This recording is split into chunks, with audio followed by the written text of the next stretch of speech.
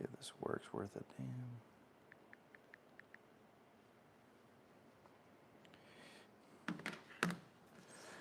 damn.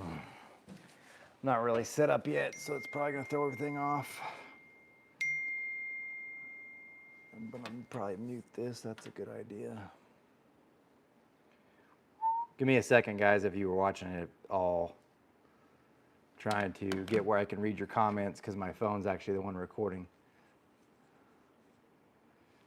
The screen is dirty.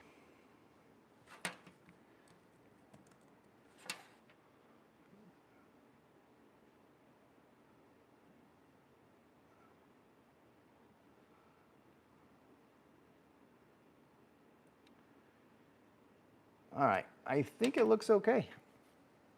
So let me crack this bottle of water. Andy, still good to see you. I have 2 people watching. 27 now watching. Okay.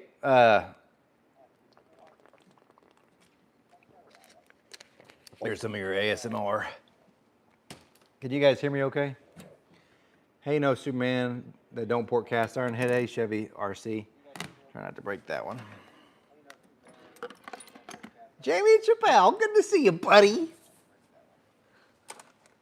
All right, so today, all right, I think I need to change the screen a little bit. I'm cutting off half my head, or am I? Nope, I'm good. Okay, so today, here's what happened. So this morning, we got on the dyno, and it was a 521 big block Chevy. I'm gonna get the feedback from this, so I gotta turn this down. There you go. It was a 521 big block Chevy. It had an Eagle crank, Eagle rods, and it had the Molly forged flat top pistons. These are the Pro Comp CNC heads. I'm gonna do a whole video on this build in particular. But the Pro Comp heads, they were CNC ported, but I redid the valve job, and it has a Mike Jones hydraulic roller camshaft and a single plane Edelbrock intake up top and a Dominator 950 carburetor. And we made some pulls on it today. We tested different headers. It ended up like at 708 horsepower, 666 foot-pounds of torque, so it's evil on the torque. But this brings up one of the things I want to talk about today, which we'll get to. But there was an incident that happened on the small block Ford Cam Challenge, and I'm going to address it right now. There was actually 2 things, but really only you ever heard of maybe one. But what happened was, and I'm not going to mention the guy's name because he's not in the competition anymore. I removed him from the entire data you could have seen. It's like he didn't exist, and I'll get to reasons why. But anyway, whenever that person was supposed to be competing, we had just run the day before, and his was like the first cam of the day. And it kept losing power. You guys might remember this. It kept losing power, dropping power, dropping power.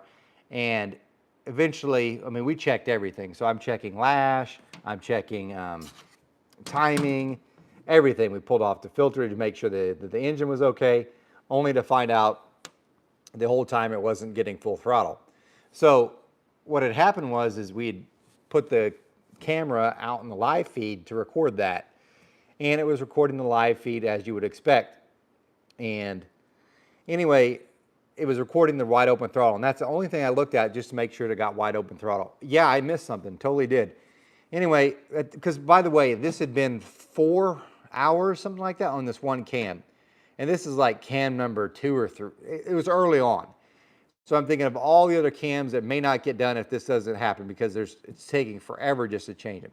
So I'm not really even looking at the numbers at all. So anyway, I didn't pay attention to his air-fuel ratio, at least what it said on the chart. I only watched, because I did this on every single one. This one I was religious on.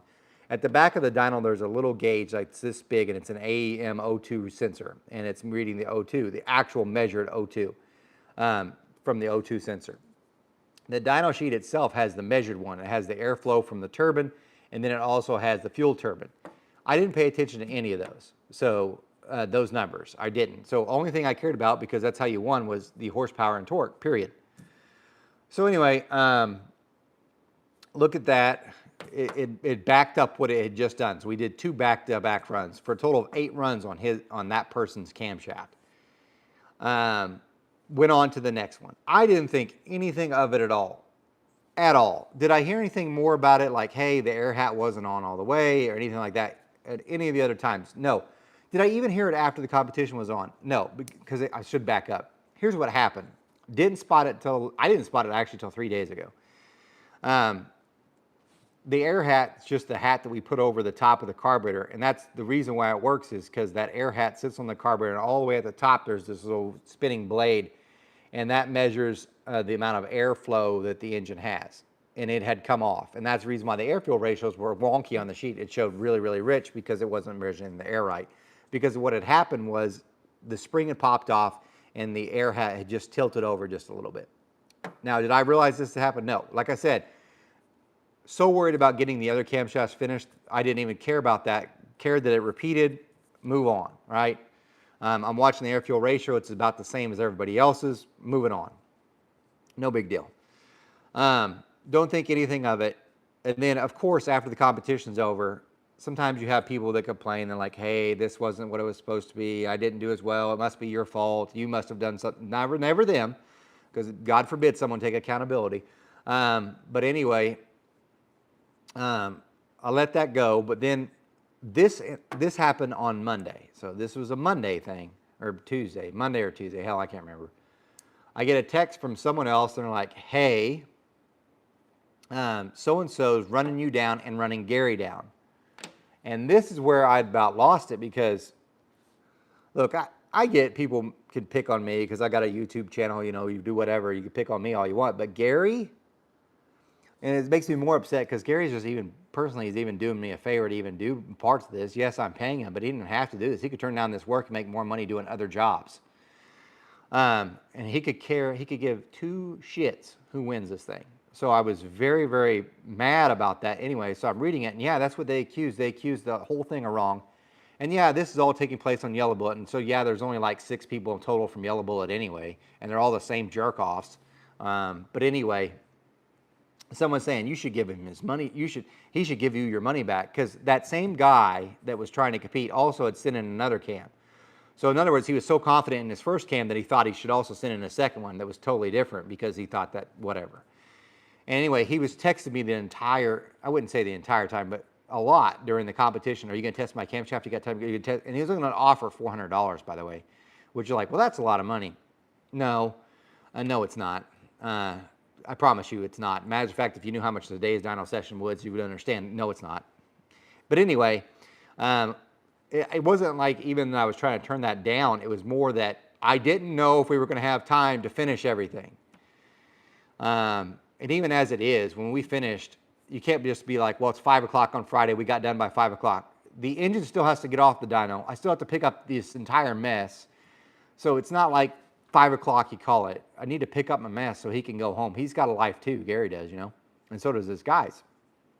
So anyway, in that post, he had blamed Gary, and he said, and me, and said that they might have done better if I'd put a comp cam in there, thinking that I was trying to do against Mike Jones.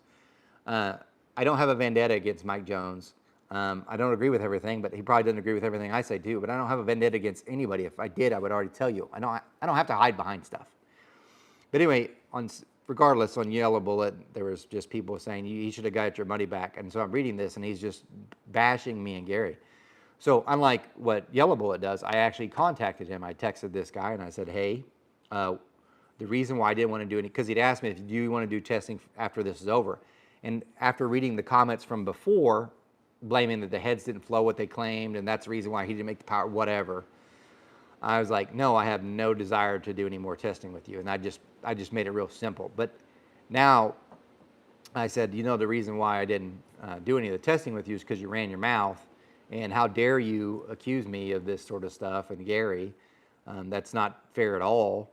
And we didn't have anything that, you know, there was no vendetta against you, so per se. So anyway, he texts back and he goes, well, do you think it's right? And he sent the picture of the dyno sheet. And that was actually the first time I actually looked at the air-fuel ratios, because no one wins because of the air-fuel ratios. You know, they were scored on horsepower and torque, so that the only columns I cared about were the horsepower and torque. But anyway, he's like, do you think this is a fair dyno sheet if you were to get a dyno sheet? And I said, and he's like, do you think this is fair for 600 bucks? And I said, well, the $600 wasn't for testing, it was for competing. And his text back, well, that's debatable. And so at that point, I was like, I already sealed the deal. I know exactly what I'm doing. Refunded his money, $600.02, because he needs his 2 cents. Removed all of his data, because that was a competition. And since he was testing and not in the competition, evidently, I guess he didn't realize that. I was like, I'm done. So I refunded all that money, and that was it. But I do need barbecue, Scott Wilkie. Good to see you. But anyway, today, so let's go to today, because otherwise why would I be talking about this? Today the engine's owned by Paul Barlow from Team Tard. He's competing in the small block Chevy Cam Challenge, and I was asking him, do you mind if I just test something real quick? Just would you mind if I did this? And he said, no, not at all. So what we did is the exact thing that happened on him. So I intentionally, and I'm going to have this in the video when I do the big block Ford, and that's going to be a little bit, because I'll tell you why in just a minute. But I intentionally set the hat, we had the hat on, I intentionally set it off just about like what it was. I couldn't exactly replicate that because I'm looking at a screenshot, but it's very, very close to what was seen there to see how it would affect power. It gained power. Having the hat wrong gained power. So that fool that was bashing me didn't realize he actually probably would have done the same or better with the hat like that. The hat the way it was ran, you made yourself do better or the same. And I'll have a graph to show you, because the peak power, yeah, it was up. It's up about 10. 10, yeah, 10.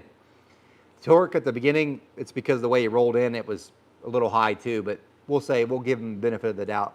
Point being is, all that of you bashing me, thinking that we had something against you, the whole time it was helping you. So yeah, you didn't need to do what you did. So that was a little frustrating on that point. So anyway, that's the story with that. So I was lucky to test that. We tested some bigger headers, because Gary only has these really small headers for the big block Ford, and Team Tard, Paul Barlow, had brought the bigger headers, and Matt, that's the first time ever where I put on headers and it gained 30 horsepower, and it did. Sounds a lot better too, because we ran an open header. Oh, I should point out too, in case you're wondering about the whole how's his dyno work. I took pictures and I'll put them in a video eventually, but the way his dyno airflow is, if you look at the video and you see the engine, right in front of it, if you look straight up, there's a big old rectangular cut out in the ceiling. And that leads all the way outside to the roof, and there's like a little vent that's curved like this. And there's a fan there, I guess, or something. But anyway, that's where it's drawing air from the outside, the roof of the building, by the way, which is like 100 something degrees. And it draws all the way through. And behind the engine, you'll see these louvers that open, and that's where it draws it out. Because right where those louvers are, past that, it's where these big mufflers are, and that actually kind of cools those mufflers. So there's that. So if you're not running the air hat, that's how it's getting its air. So like whenever we tested Tim Hillard's a few, like a week or so ago, I guess, he was running without the air hat. I didn't want to have Gary switch it over, because for the most part, he does 4150 stuff, not Dominator, so it just wastes of time for him. So we just tested that. As long as it was the same, it was fine, which we did. And it was down on power, obviously, because it's drawing from 100, because it was 102 that day. So it was drawing it was hot. When the air hat's on, what it does, in case you're wondering, it's not positive. It's not forcing area, and no. Some people ran their mouth about that too. They didn't even, it'd been helpful if they just would have asked. They could have told them. Instead, they had to run their mouth. But the way that works is when the air hat's on, it goes all the way up, and it doesn't go outside, but what it does is it turns in the room where he's running the throttle, so where you're seeing us, all the way at the back, looks like an air filter for your AC unit, right? A big one. And that's actually where it's drawing, all the way at the back of the room. So there is actually a mini split at the front of the room, but he really does rarely turn that on. I think he's saving money or whatever. But in all fairness, it's all the way at the back. So even if the mini split's on, it's not grabbing that. But anyway, that's how that works. So that's why it really depends on the weather conditions outside. So when it's like 102, like when we were testing Tim Hillard's 102 outside, if we'd hooked up the air hat, he would have been drawing from the cooler air, which is like 100. I mean, which is like, I think it's 88 or something in the room. And you might be asking yourself, wait a minute, on that screen it shows 88 degrees. That's right, because that sensor, in case you're wondering where that sensor is, every dyno has one. There's a sensor that measures your temperature and stuff, your barometric pressure, all that jive or whatnot. If you follow the air hat that's on the carburetor, if you go all the way up, it's there. So it's at the top, right where the spinning blade is, right below that, it's where your sensor is, because that's where the air would be coming in to draw for the engine.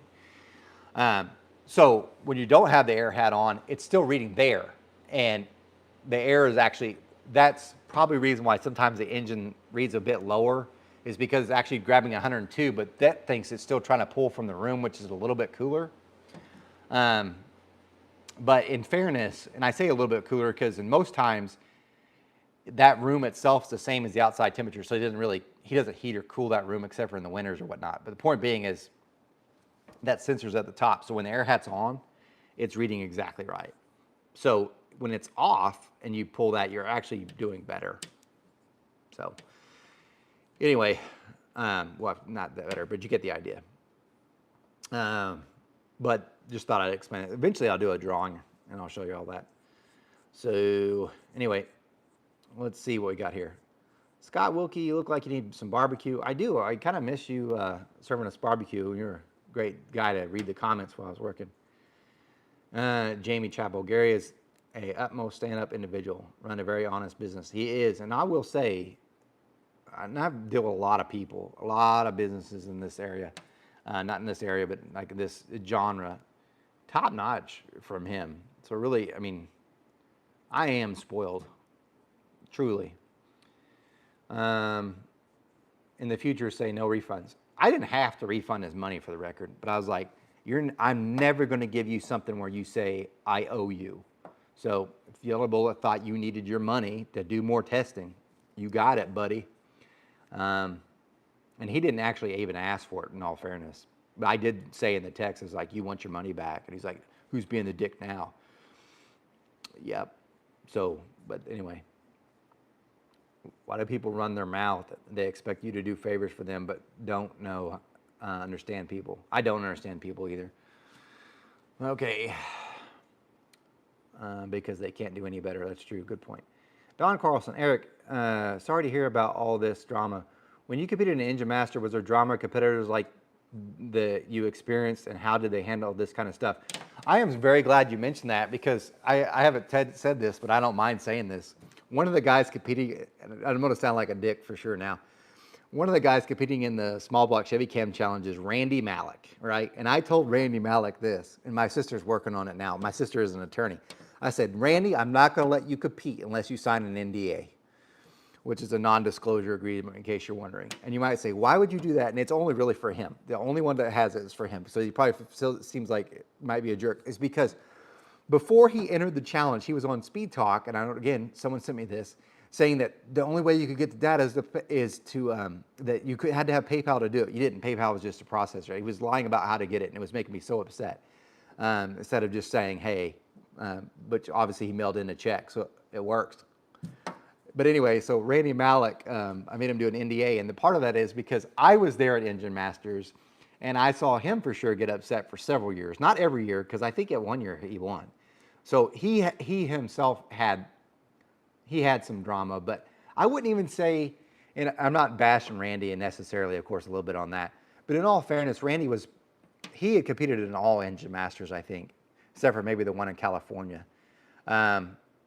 He was still pretty well to go, but he would definitely raise a point, but I wouldn't even put him the worst.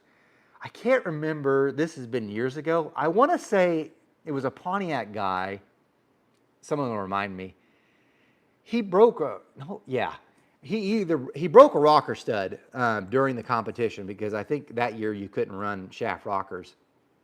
And he broke it during the competition, but that's not what he got mad about. what had happened back then is they were rolling in, and this was bad. And too bad they messed up completely about their media exposure. They should have had a live feed on that, because I guarantee you every single one of you has been like, oh God, just cringing, because everybody that was in the room were cringing because it happened over and over and over. And what I'm talking about was they would roll your engine in because they were going from 2,500 to 6,500 RPM. And this is the reason why I say that's the most pointless RPM to ever do full throttle. Anyway, they'd roll it on. We were on 91 pump gas at the time, but Shell was providing the gas. Everybody's engine pinged. Everybody's, because you couldn't run a timing controller either.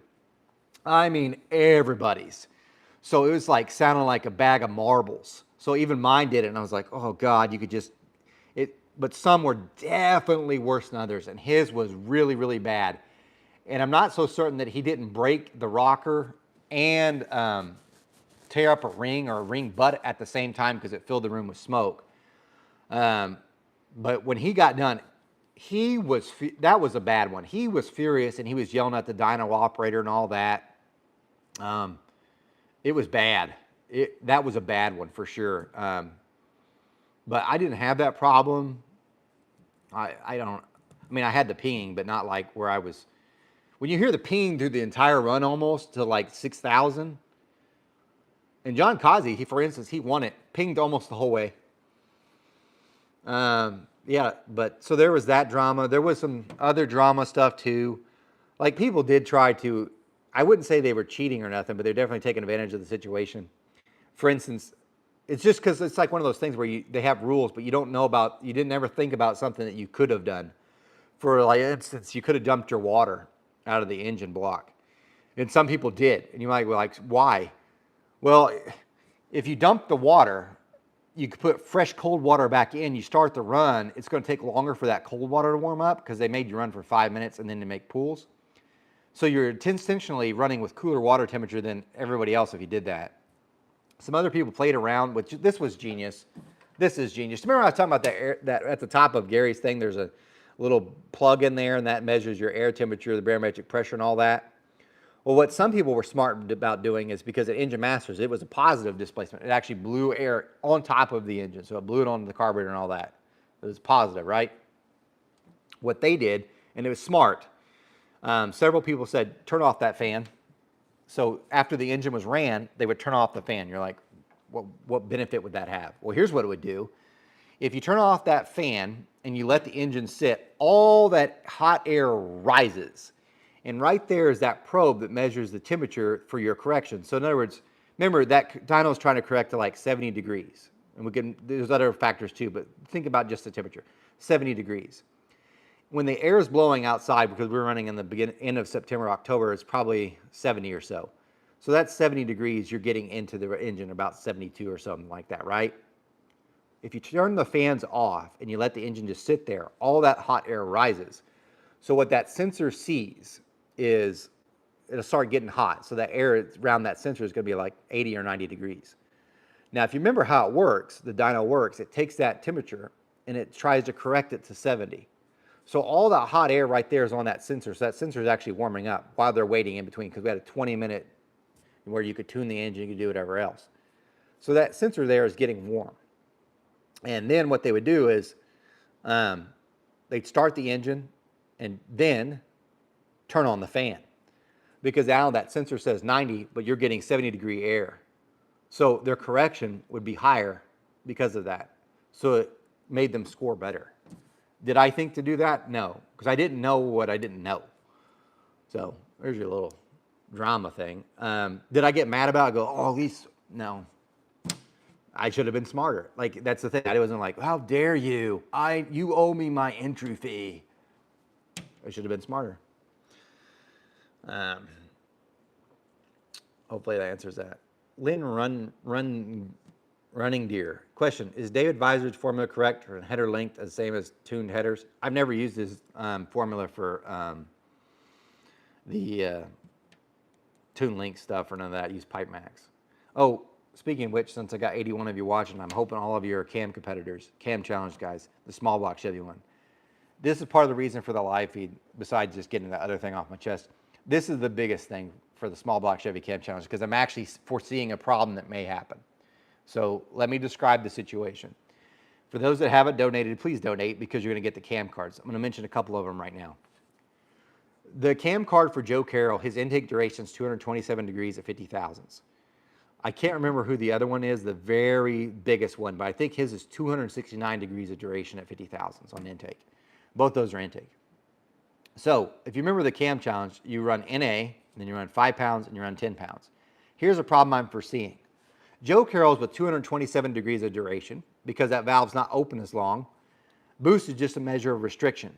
When we put on said pulley, and it makes about 5 pounds of boost, on his, let's say we did it with his, if it makes 5 pounds of boost on his, that pulley, when we go to the largest camshaft, there's a very good chance it's only going to make 3 or so because the valve's open longer, more air is going in, the boost is dropping. So here's my issue with that, and I don't know how to fix this at all, is you will have, and this is going to happen, it's guaranteed, you're going to have people that we all would like to run 5 pounds of boost steady across the board. But being that this is a supercharger, and even if it wasn't, turbo probably would do something similar, just not as bad probably. You are going to have people that are going to have a little bit more boost or a little less because of their camshaft duration. I don't know how much, and that kind of worries me because I could see totally like, we'll probably put in like a middle of the road cam to start off with so we can kind of get figured out the 5 pounds of boost. But you could end up, Joe's could be like 8 pounds on when it should be 5. And then I can't remember his name. I think it's Andrew Hunter maybe. His might be truly 5 pounds or even 4 pounds. And it would look like, well, Joe Carroll got a huge advantage, but it all had to do with the duration. Now, TorqueStorm is kind enough to send us multiple pulleys, but I don't know that there's enough pulleys to get it up to fix someone like Andrew Hunter's biggest one, his big camshaft, to get it to make the same amount of boost as the others. So what I'm trying to say to my competitors is chances are I'm going to have to flat out do is, and I'm telling you now, so hopefully you're watching this, I'm just going to run the same pulleys on everybody's setup. Like we'll try to go middle of the road. And I understand that's really going to probably advantage the people with the smaller durations because they're going to make more boost, maybe. But at the same token, the more amount of air is going to come in with the larger duration ones. I don't know any other way to address it because it's not like I have an infinite tooth count pulley setup. And even if it would be really tricky even to get that to work if you tried. So I'm just telling you that's a problem, and I understand where you can give me criticism for that, but I have no idea on how to fix that. I mean, maybe you could do like a bleed off valve where you bleed off some flow to get the pressure down, but I don't really want to do that because what if that affects the power itself too? So it is what it is. I think in the rules I said about a 4 pound variation. I hope we don't have more than that. But I did want to address that because I do think that'll be something. The NA thing won't matter at all, obviously. So if you have questions or anything you want to bring to me or talk to me about this, put it on here right now because I want to make sure we're all on the same page. And I want to make sure that if you're one of the competitors in the challenge, if you have a problem with this right now, you need to let me know. I will refund your money. I'll send you back your cam because I don't want to deal with what I'm having with the Ford. Well, it really was just one guy, but I don't want to have any issues with any of this. I want you to be aware of what's going on. And if you're uncomfortable with that, I don't feel bad for you because I just don't have an answer for how better to do it. I'll refund your money and stuff. And I just didn't really think about it. I actually thought we're going to be close. I had no idea Joe would go 227 and I'd have someone at 269. And I'm not knocking their camshafts, but the 269, I don't even know if you'll make the best peak, but it seems like you're for sure missing the average. So, all right, let's read some of these so I can see if someone's done it.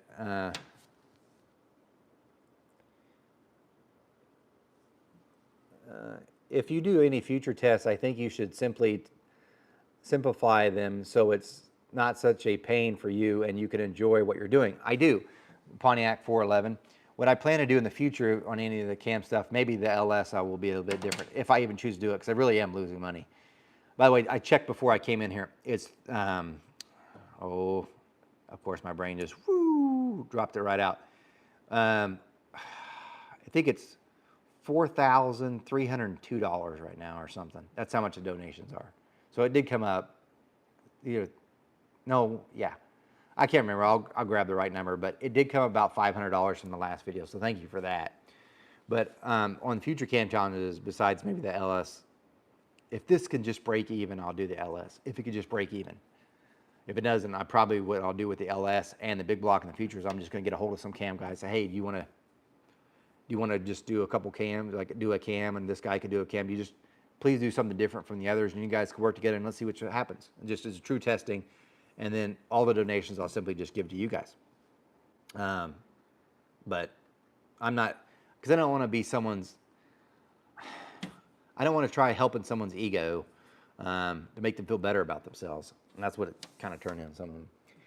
Don Carlson, Engine Masters videos must be well edited. The ones that they had on TV are different altogether, and they probably are well edited. Brand Racing, if it's not in the rule, it's okay. That is true. That's why I wasn't mad when they did that. I just wish I'd thought about it. And by the way, after I mentioned that thing about the Engine Master with that sensor, the following years they're like, we're not doing that anymore. Because someone else caught on and was really, it might even been Randy, because Randy was pretty vocal on a lot of stuff. They're like, we're not doing that anymore. So at that point, they're like, the fan stays on. We're not changing water. But then, because they'd bring it up, and I'm like, you could do that? I didn't even think to do it. Don Carlson, treat boost like it's timing. It's mechanically set by the pulleys. And that's probably what I'll end up doing. Cliff Turner, you bend the rules when sheep stations are up for grabs. I don't know what that means, but okay. Question. This is from who? How bad are the cylinder heads on Amazon? There's a set for sub $600. I wanted to learn a bit practice, but it would be nice if the heads actually worked too. I did a video on that. Joe Carroll, he has no idea what he's talking about. I don't. I make the stuff up as I go. Old school racing. Do you and CNC Motorsports have a beef? I was going to buy a 427 654 horsepower hydraulic roller from them, and they said no thanks. I don't know. Not that I know of. Do you have a... I know I've done stuff for them, like not necessarily for them, but I had customers who bought their engines, and I can't remember if I sent them heads. It's been a minute. I think I sent them heads and a ported intake or something. For sure the ported intakes.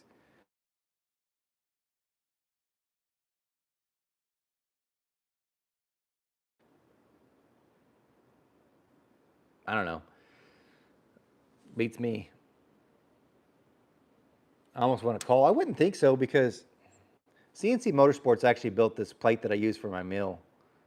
But I've never bashed them or anything like that. I think they do a fantastic job. So I would have bought a short block for them, but I don't know. Sometimes, and this is the other thing with this industry, sometimes you will have people that will start crap that then never happen, so that the one company will help them out. But I have nothing against them. I've never used one of their short blocks. I'm sure my customers have. Like I said, I swear I've sent one of them an intake manifold that was ported. Maybe it just didn't do well and they never told me, which that'd be rare, by the way. Usually when things go bad, you hear about it. When things go good, you never hear about it. Pontiac 411, maybe test small versus large pulley, but don't score it. There's still going to be a different one. Don Dieter, yes, same pullings. Everyone should do their homework. Andrew Hunter, I accept however it falls. I knew what I was going against. Plan on doing very well. Okay, great. How far apart are the intake valve closing points of the biggest and smallest? Get the donation and then you'll see.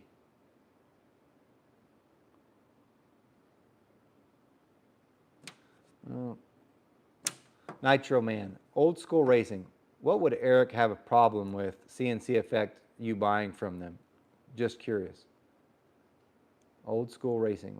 What would Eric have a problem with CNC Effect you buying from them? Just curious. Oh, I get what you're saying. Why would it, my opinion, affect what you bought from them? I don't have anything negative against them. I want you to understand this. I truly don't. And matters of fact, I'll even say I've never heard anything negative on them. So ever, which that in itself is pretty rare because I usually get, if you're in the business, you'll get a call like this. You'll answer like, Weingartner Racing, this is Eric, and they'll be like, man, I bought this engine from so and so, and it's a piece of crap, and I'm hoping you can make it better. And you're like, oh crap, because any call like that, you know, it's not your day. But I've not had one of them from CNC Motorsports. I really don't know what they're talking about. I mean, if it even exists. Maybe they just, this is common though. This is not a CNC Motorsports thing, but this is common for many engine builders. They do not want to use anything but what they sell. Because some of them give warranties and stuff. They don't want to use other people's parts and whatnot, which I respect. But like that engine that's over here, that 654 horsepower one, that circle track one, when that guy rebuilt it, it's down 40 horsepower from what they did. So I don't know. I know Joe Carroll's pulling my leg.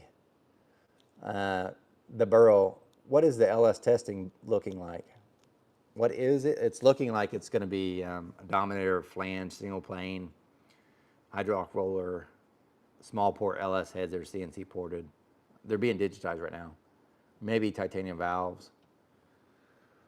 So that one I might even do a bigger range, assuming it never happens. Don Carlson, if boost is lower because of the cam more efficient, then less horsepower should be needed to drive the blower. Net gain horsepower to the competitor. Maybe. That's something up in the air. Old school racing. Duration or lift lobe separation, what matters most? Everything. It's not one thing, it's everything. Patrick Ford, it would be interesting to get Chris Cobb in a cam challenge. Mr. Ford, Patrick Ford, I kind of think so too, but I don't think he wants anything. We get along, but this is maybe all 83 of you may not know this, but there's another head porter named Chad Spire, and we have been, I wouldn't say even now, we've kind of made up. It just, he does his own thing, I do my own thing. We're definitely bitter rivals, but Chris Cobb definitely used more of his stuff. So I would say he kind of veered away because of favoring more towards Chad. Not that he had anything against me, but he just, if he used that product, he kept using it. Maybe, I don't know. But I got nothing against him at all. But I would understand why he wouldn't too, because he'd be like, hey, this might offend Chad or whatever, which I don't care. It's all the same. Although I did want to, and this is a true story, I did want to try to take an engine and dyno at multiple places, and his would be one. And I'm not even sure if he'd even be willing to do that, because all I would do is take one, dyno it. I was going to do the Ford, the small block Ford is actually currently down at Kuntz, but I was going to dyno with that one there, dyno it someplace in Missouri, and maybe Cobb's. But the other thing is time, because it's not like I've got infinite time. Clearly, there's too much stuff out here to get done. But I haven't talked to him about that, but I would like to do that. Lynn Running Deer, the Nitro Man typed their name exactly as you see at the beginning, so they see it. Okay.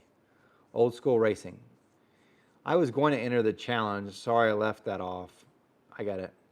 D YouTube channel. What's up, Eric? Hey, man.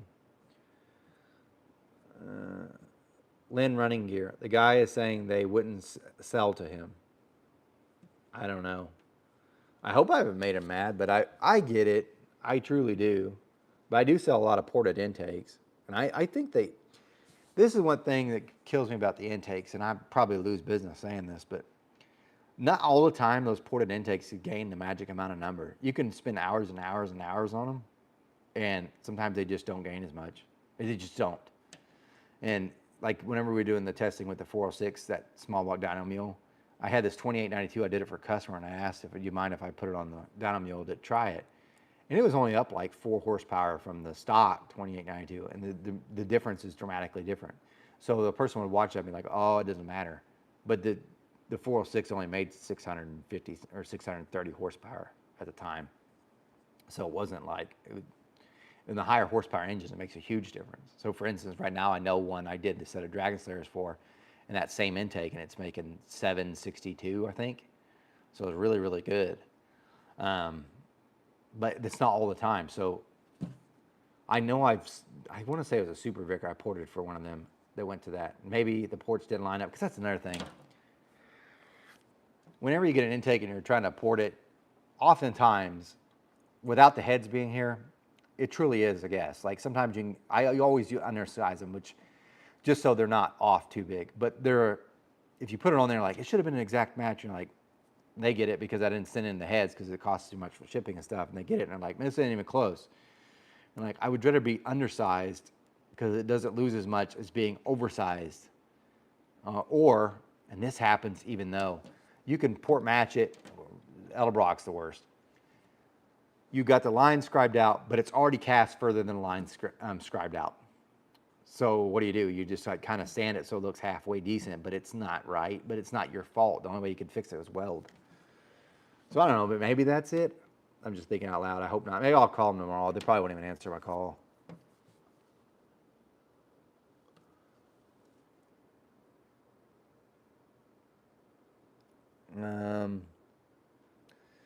Question, sir.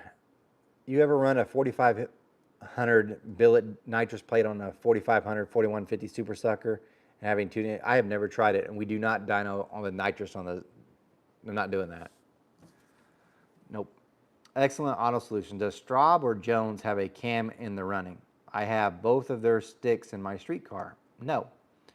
So Mike Jones, I can 99.99% tell you he'll never enter a cam, because as I was talking about that story at the beginning of this live feed, it was his cam that was in that engine, and they thought, or not, I don't know Mike necessarily, but that non-competitor thought I was intentionally making his engine look worse because of Mike Jones' camshaft and the perceived slight he thinks I have with him, which I don't. But Mike did not. He bashed that LS Cam Challenge before it ever took place because he did not want to enter. And I think I am going to say this, I think he was worried because in his mind, and this is an absolute true statement, he had more to lose than to gain. Because if he was to do bad or whatnot, he would sell less camshafts. But if he doesn't enter, then it's never going to be an issue. You can bash it and then like, whatever. And you can say what you want. That's the truth. So he has more to lose than he did to gain, much like racing. That's how it goes. But I don't have a problem with his camshafts. I used his camshaft in the 2009 Engine Master Challenge, and I'm gonna be honest, it didn't do that great. But I don't know entirely the cam. The whole engine sucked. But Chris Straub, on the other hand, this is easily over a month ago. He wasn't, because I said everybody that was in the LS or the LS Challenge, all those competitors, you could pick either the Ford or the Chevy to do, and he entered the Ford. He wanted to do the Ford, and that's why he was in the Ford.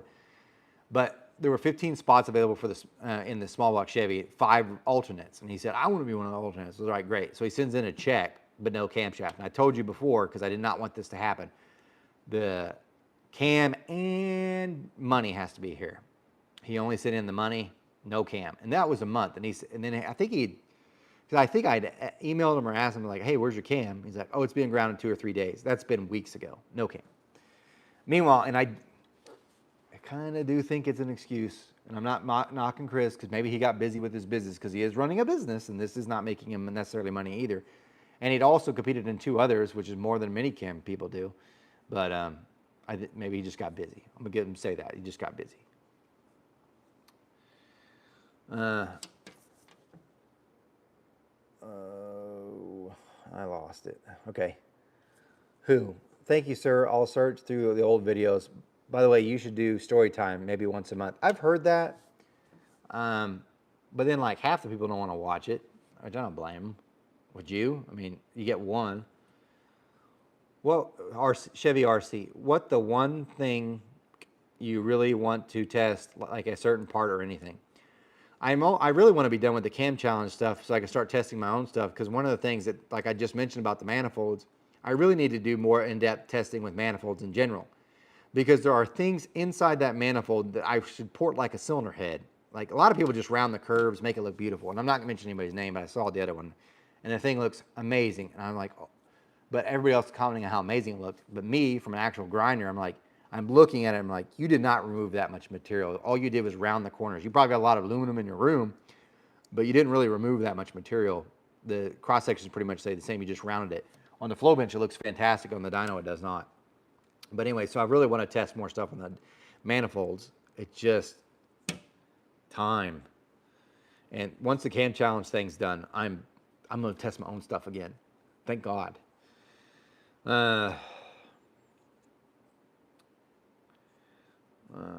the Nitro Man, just curious, when will the cam specs be released for people that donated? They're already released. If you donated to the Small Block Chevy Cam Challenge, click the link. It's already there. It was there last week.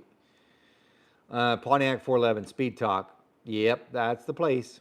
Excellence Auto Solutions. You and Spire are both on the I-35 corridor. He's in Kansas, and I'm in Oklahoma. I don't really have anything against him. Actually, I admire him, what he did, because what he did is he's like probably 10 years ahead of where I am, I'd say, because I've developed CNC heads now just because I promise you, and most people do not believe this, I turn down more work than I get. And people are like, you must not care about business. No, I literally turn down more work than I get because I will tell them the wait time, especially before, like after COVID, it was like, I think I was telling them 9 to 10 months. And they're like, what? I was like, if you find anybody that can do your heads quicker, they ain't worth a damn. But so I started doing the CNC thing with hopes that it would make money. That was the biggest money loss, and the reason why I put it off for so long has been the CNC thing. But now I'm getting a CNC profile done. I got many of them. Huge loss in money, but I do get more product out. No, it doesn't make more. It's more work to make the same amount of money. It's the best way I could put it. But 10 years ago, he was doing the same thing, but he was smart. He sold his programs, so he made money. Me, I'm the idiot, just keeps working to make less. By the way, LTE 008 is Paul Barlow. The team name's Team Tard. He said, so CNC Motorsports didn't want to sell him a cam for the challenge. I don't know. Ottoman, sorry, late to the class. You'll love the beginning. D YouTube channel. Do you know any aluminum heads for a small block Chevy with a 3.5 inch bore of 3.5 inches? A 305 would probably fit, but it's not totally right for a 267. No, that's not my bag. Oh man, I'm way behind. Lynn Running Deer. I call them Junkabrocks. They're not bad. You would have figured when they moved their machine and stuff to Tennessee that their products would be better. They are not. They're the same. Tug Snipe, even all. Mike Frame, is anyone running an off-the-shelf cam? I wonder how much custom grind is worth compared to something picked out of a catalog. It'd be great, but no one sent in a catalog camshaft. So these are all custom. But this is odd. There are 2 that come from Doug Herbert. I have yet to do one that came from Doug Herbert. My first saw roller camshaft ever came from Doug Herbert. We'll see how they do. What's up with the Edelbrock castings? All heads or certain ones? More the intake manifolds. I'm telling you, you'll get one of them will be nice and undersized. You're like, oh great, I can port match it perfectly. And then you'll get the next one. You're like, oh, that wall's off. And I know instantly someone's going to put it on. They're going to see the inside of their head and be like, he did a bad job. Like it wasn't there for me to remove. Old school. CNC just said no thanks. I did buy from them. Respect what they do. They just didn't seem to want the cam I bought entered in the challenge. Oh, that makes better sense. But I did respectfully ask them before doing so. That makes better sense. Okay, and that way better. There's no way, like Mullins didn't send in the cam either. Mullins is huge in the circle track. A lot of you drag racers have no idea, but Mullins is really big in the circle track. They would never send in their cam because they spent thousands of dollars in R&D on their own. So it's not like necessarily what I've done, but thousands of dollars on camshafts to pick out the best one. And then they send that in, and then everybody has to know what that cam card is, obviously. They'd be giving away their secret. There's no way. And I absolutely respect that. That makes way better sense.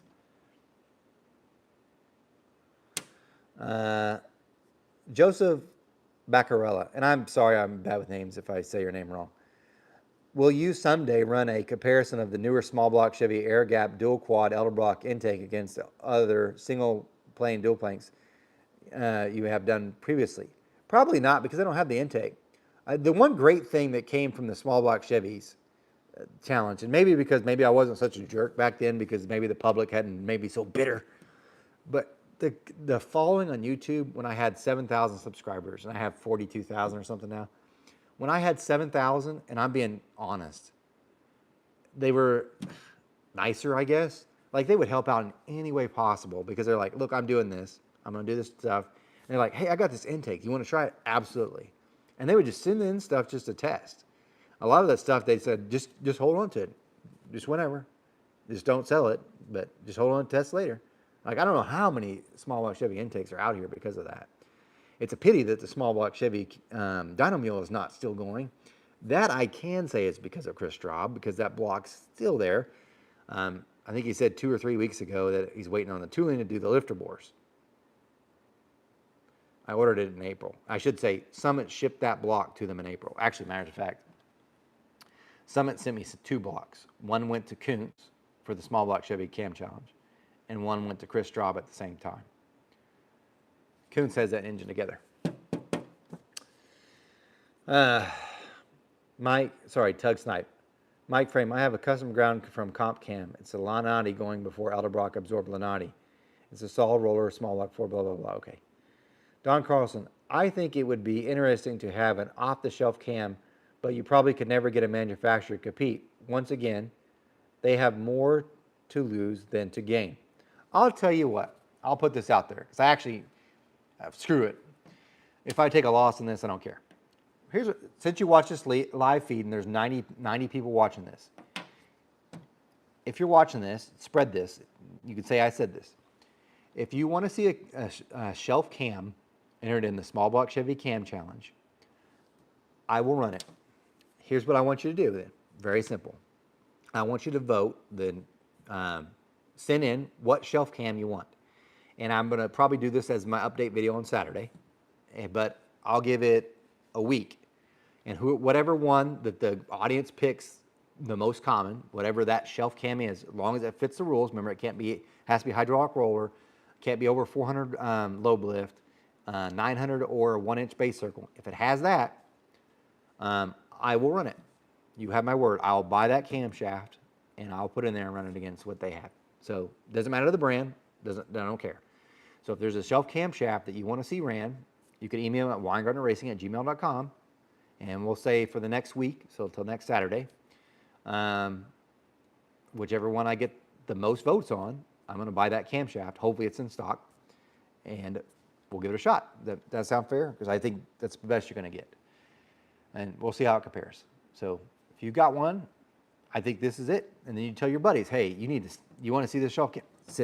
Email me, because that's the one I'm going to buy. So there you go. You heard it here first. So thanks to the 92 people that watched.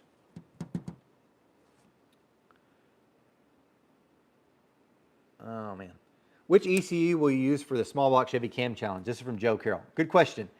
The Dominator ECU. And this is what I'm trying. I just don't know if I could afford it because this really was going to cost a lot. Brian Nutter at Summit's been fantastic with helping out a lot of this stuff. Because here's what I want. One person got mad about the other data, but I do think the other data as far as the air-fuel ratios and the turbine and all the CFM stuff, all that stuff's fantastic. It's just extra stuff for you guys to think about. It doesn't help with the scoring of the competition, but it's nice to have that data to go with it. So what I had done is I'd asked Brian Nutter if he wouldn't, I gave him a list of other stuff, at least I'll try to buy this or something, maybe he'll cut a discount. But I wanted the Dominator ECU, but what I also wanted was, Holley has the 8 EGTs. I wanted that sensor, and I already know that Kuntz has the 8 O2s. I'm not using it to tune. So once we got our timing set, that's what it's going to be, period. The fuel curve itself it'll have a certain amount of compensation, so we'll always try to maintain the same air-fuel ratio. But with that data, because then the one good thing about fuel injection, and people will ignore the fact that it's fucking expensive, like $10,000 expensive, but you get way more data than you ever got. So I'm going to get manifold pressures that I didn't get before. But the other thing with that, if I had the 802s, I'm going to have 802 readings. Remember, this is the Holley High Ram, but it's still got a front-facing throttle body. So I'm telling you, the air-fuel ratios are definitely going to be different from front to rear just because of that design. If I had the 8 EGTs, then you can also see that as well. It's just more data, which would be fantastic. And then the best part about that is after it was over, because this is the other thing I asked for was coil and plug, because after the competition was over, what I was going to try to do was, hey, let's see if we can't really get this as best as we can. So we'll try to get all the banks, because we can start doing offsets for the cylinders, changing their timing or the fuel to get it the best we can optimize and see what happens. Now, am I going to do that for each competitor? No, because you'd be a week or a few days on each one of their camshafts. It's not in the cards. But I do think it's very, very valuable, but so expensive. Like, let me put it this way.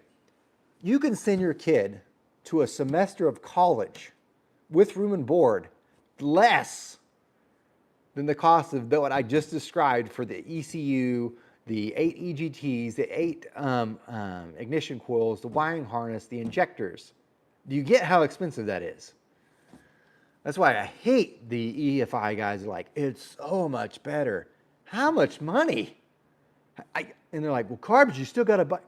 It's not even, you got to buy the ignition, but it's still cheaper by a bunch. And it works, and usually they make the same power, which I'm still trying to do that LT to test that on the direct injected port stuff. Kevin, I'm interested in seeing how Daniel Powell does with the big block challenge. Yes, I am too, but a long way down the road. Excellent Auto Solutions. I'm from Austin. Awesome. By the way, I hate driving in Texas. I hate day driving. I'm just saying it. I'm going to put that out there too. I hate day driving. So I work, I'm my own boss, but sometimes in the day I have to drive. Oh, God. The boomers driving during the day. Oh, sorry. Don Carlson, I hope you do a test to determine the gains in porting the exhaust side. I think that will be surprising. Don Carlson, I've already done that. So what you can do is you can go back and look at the end, one of the last tests that was done on the 406 small block Chevy. All I did was port the exhaust ports on that AFR enforcer head. It gained a lot. I already did that. That was a good one. Chisholm Trail. I agree. Chisholm Trail actually passes through Enid. Jacob Gitson. That's not my bag, baby. LOL. Chevy RC. What happened to the raised runner stuff like the heads and the intakes these manufacturers used to do for small block Chevys? The 10XRI stuff, Brodix won't make it anymore. So I have it on my website. I get asked about it every now and then, but it's one, it was expensive, and two, Brodix won't make it. I say that. They'll say they'll make it, but he even told me that will be one of the last things we pour. So they'd have to be really, really slow to do it, which could be means it could be a year and a half before you get I get a casting. Long time. Hey, Jacob Gibson. Hey, Chris Allman. Don Carlson, according to David Resident Office Show, can be used at companies including Crane. Okay. Patrick Ford, like getting Jason Line or Charlie Westcott to send into camp. I agree with that. You know, I was going to do this too, and I haven't. I have a lot of stuff I keep saying I'm going to do, but time is killing me. Mike Edwards lives in Broken Arrow, Coweta area. And for those that don't know, he was an NHRA Pro Stock champion. I wanted to do an interview with him because I have his cell phone number, which is fantastic. Just ask him different stuff because the wealth of knowledge that would come from him, priceless. Does Edelbrock still make big valve 23-degree raised runner heads or standard? No. They don't make hardly. They dumped a lot of stuff whenever they switched and got bought by private equity. They killed a lot of stuff. Likened to race. Do you have any AFR 4811 and remove the cloverleaf and port match? Do you have an? No, I don't have. That's the other thing. People ask me. This is what I mean by I turn away more customers than I get. They think I have ported intakes just sitting on the shelf. I don't. Everything's made to order. I was going to initially, but never happened. Have you listened to people of? I haven't, but I do love Slipknot. Optimum Performance. I think about 6 cams were shelf cams from the LS Challenge. I believe that too. Oh, speaking of which, I think actually, since you're asking about shelf cams, Summit's cam I think is the shelf cam. I'm fairly certain that's the common one because he was going to do something different, like with an LS firing order, and he said I didn't want to do that because this is one they can sell on the shelf. So maybe. I miss the old days of the Herbert $179 cams. You and me both, buddy. For the longest time, they still had them for like $250. I was like, are they really? And I really wanted to buy one to test, and then the 406 went down. My small block Chevy down to 820 horsepower, 700 foot-pounds of torque, 300 shot. It's pretty good. Chris Allman, It appears there are 2 Herbert cams in small. There are. Should not timing also be optimized for each cam? No, because I ain't got time for one.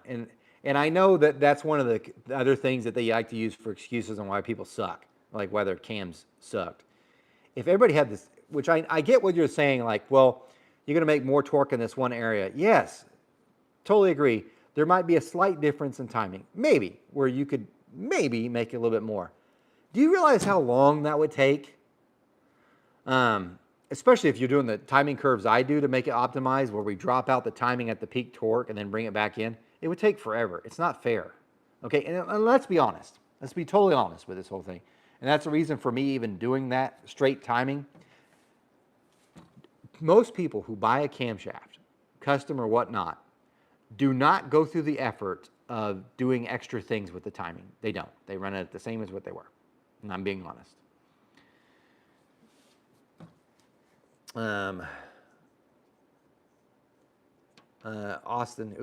Austin here also. Oh, cool. Hey, watch it, Eric. I'm a booner, but feel your pain. Yeah, I've got to the point when I'm driving too, and I don't know if I'm the only one that does it, but when you see someone that's like driving really slow, or they're definitely living the retired life. Every time I pass them, I have to look. I have to know who this person is. So yeah. Is Engel still a cam brand? I think so, but I don't know. Lynn Running Deer. I bet you would love rush hour traffic in Georgia. It's 90 or 0. See, that's the thing. That's the thing here in Broken Arrow too. So I used to work at AG Equipment, and we had to be at work at 6:30, at 6, which really means you had to be there at 5:45.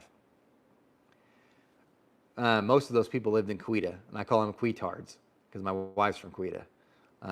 Not because of that, but they're the worst drivers. They can back a trailer like no one's business, but they can't drive for nothing. They always are in a hurry on that Broken Arrow Expressway. It's Mad Max every morning. I hated the drive to work. Yeah. But then after they're at work, it just leaves the retired folk, and that sucks too. Nitro Man, these equity firms mess up everything. They sure do. If you really want to be scared, if you're in Arizona, if you're one of the people from here watching this and you're in Arizona, you're the one most screwed, because that private equity firm's just bought up your electric company. And that's a legalized monopoly. I hope they don't do that in Oklahoma, but they probably will. In the LS Cam Challenge, Summit and mine were shelf cams. Thank you, I knew there was. What about the 4-pattern cams they have out? Thoughts? I would like to say something. Maybe someone on here, hint, hint, would talk about it, because maybe there might have been one, but I haven't. I take that back. Since we're talking about Mike Jones, he actually did the cam for my big block Chevy, the 496 that competed in the 2011 Engine Master Challenge as well. He actually ground it that way, because on a big block Chevy, you have a long runner and a short runner. He actually ground the different durations for that. And it would have worked out perfectly, except for I went to put it in and it had no piston to valve clearance, which wasn't his fault. I had milled these chambers down to 110 cc's to keep the dome volume low. It flat out wouldn't work. I never got a chance to test it. I have been told by a couple of different gurus that you can make the exhaust throats 93% on the exhaust. The flow bench will show lower flows. It will make much more power. Do you do that? First off, you got the word guru. If you have to say you're a guru, then you're not a guru. Just saying. But I have taken them out pretty far. And the only thing it hurts, it doesn't hurt peak flow. That's false. It only hurts the low lift flows on the flow bench. But to me, for instance, I got my Dragon Slayer back here. Just about to be done with this for a customer. When I'm flowing it, if it gets quieter, I know I'm magic. And usually it typically picks up on the flow when it's doing that to you. If it's popping, or it sounds like you're driving in your car and you roll down just one back window, if it sounds like that, ain't good. Okay. So I wouldn't be afraid to go 93%. Although it would make other people panic, I'm sure. Because the problem is, you'll do it. You'll make it 93%. That guy will take it to some place to have their engine rebuilt or whatnot, and they'll be like, oh, they ruined it. This is ridiculous. There's not much. This guy's an idiot because they're old school or whatever, and then they'll really mess up your head. And that happens a lot, I promise you, because I keep saying, please send me my heads back. Like my Dragon Slayers, if you need them rebuilt, please send them to me. Not because I want the money necessarily. I mean, I like money. But it's because I don't want my name's on this thing. I don't want my name looking like a piece of crap because someone redid it and ruined it. And don't think that didn't happen, because this one's actually a weird one.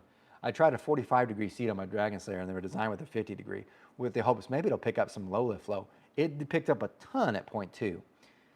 The rest, it was down like 4, and at 5 it was down 8. But oddly enough, it was peaking. It made more peak, and that never happened with the 45. Virtually identical though. But if someone did that, and that, by the way, that's a very, very close profile to my 50-degree. But if they'd picked like a Goodson cutter, this thing would be ruined. On the newer head from Elderbrock that looks interesting, the ECNC 185 small block Ford, 18-degree valve area. It looks like it's based on the 7721 15-degree, pretty cheap for a CNC too. Don't know, haven't seen it. Jacob, both of Thule's in my, I forgot about that. Thule's cam was also off the shelf when he did the Ford. Patrick Ford, have you ever tested any of Harold Brookshire's lobes from the inverse radius stuff? I haven't.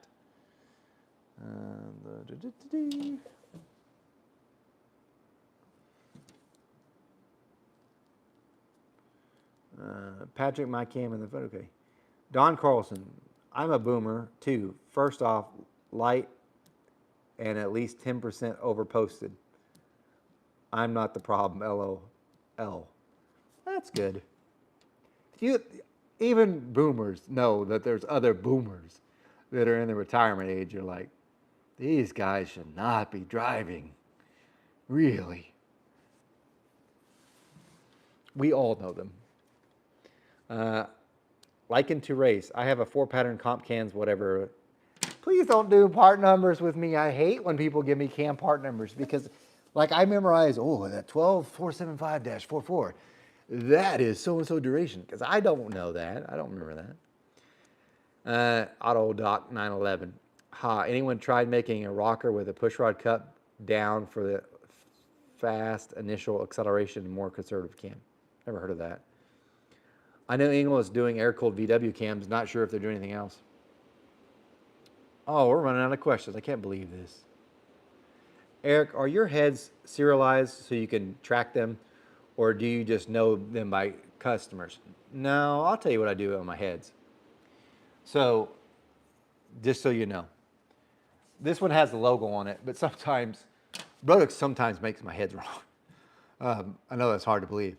But even though I'll put it in an email, sometimes they'll make them wrong. Sometimes it's my fault. I will say that too.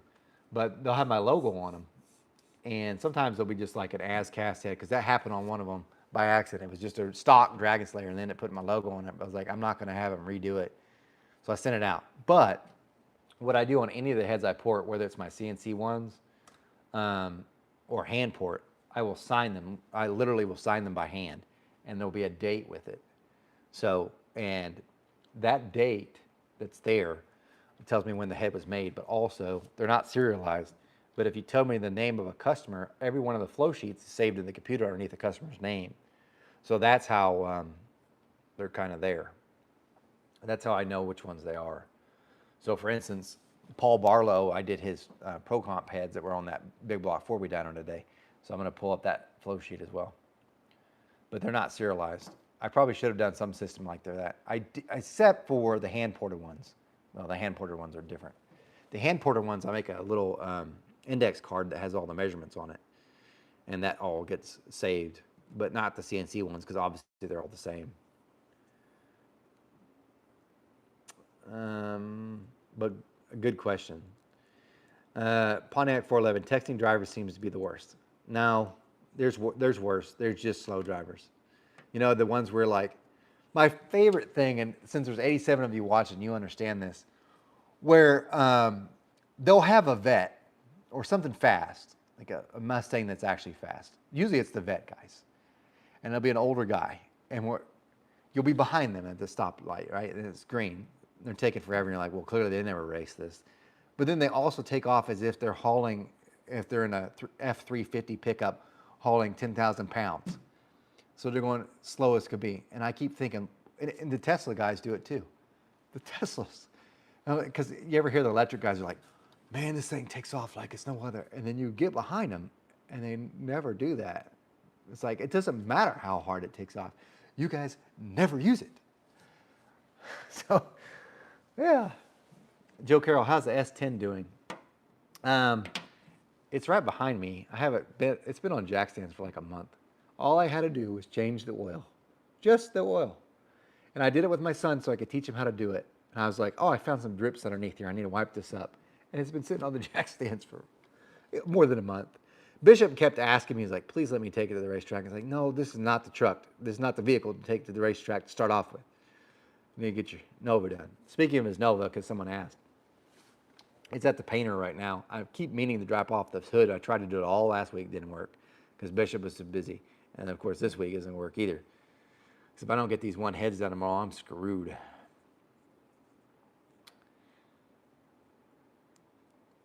Driving slow in the... Oh, yes, that one too. Arkansas. Please be someone from Arkansas on this live feed. Because I have some words for you besides Jamie Chappelle. I know he's on there. He's a good guy. Your driving school needs some work. Because you guys will drive... You live in left lane. I mean, you could be like right on them, like, hey, buddy. Because I don't normally do that. For instance, my wife does it all the time. Because I've found it never makes someone go faster. But if I'm behind you and I'm like, come on, buddy, get over.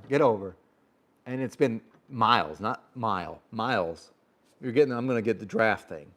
But Arkansas, you win that one. I thought Oklahoma, Arkansas, you win it. You win.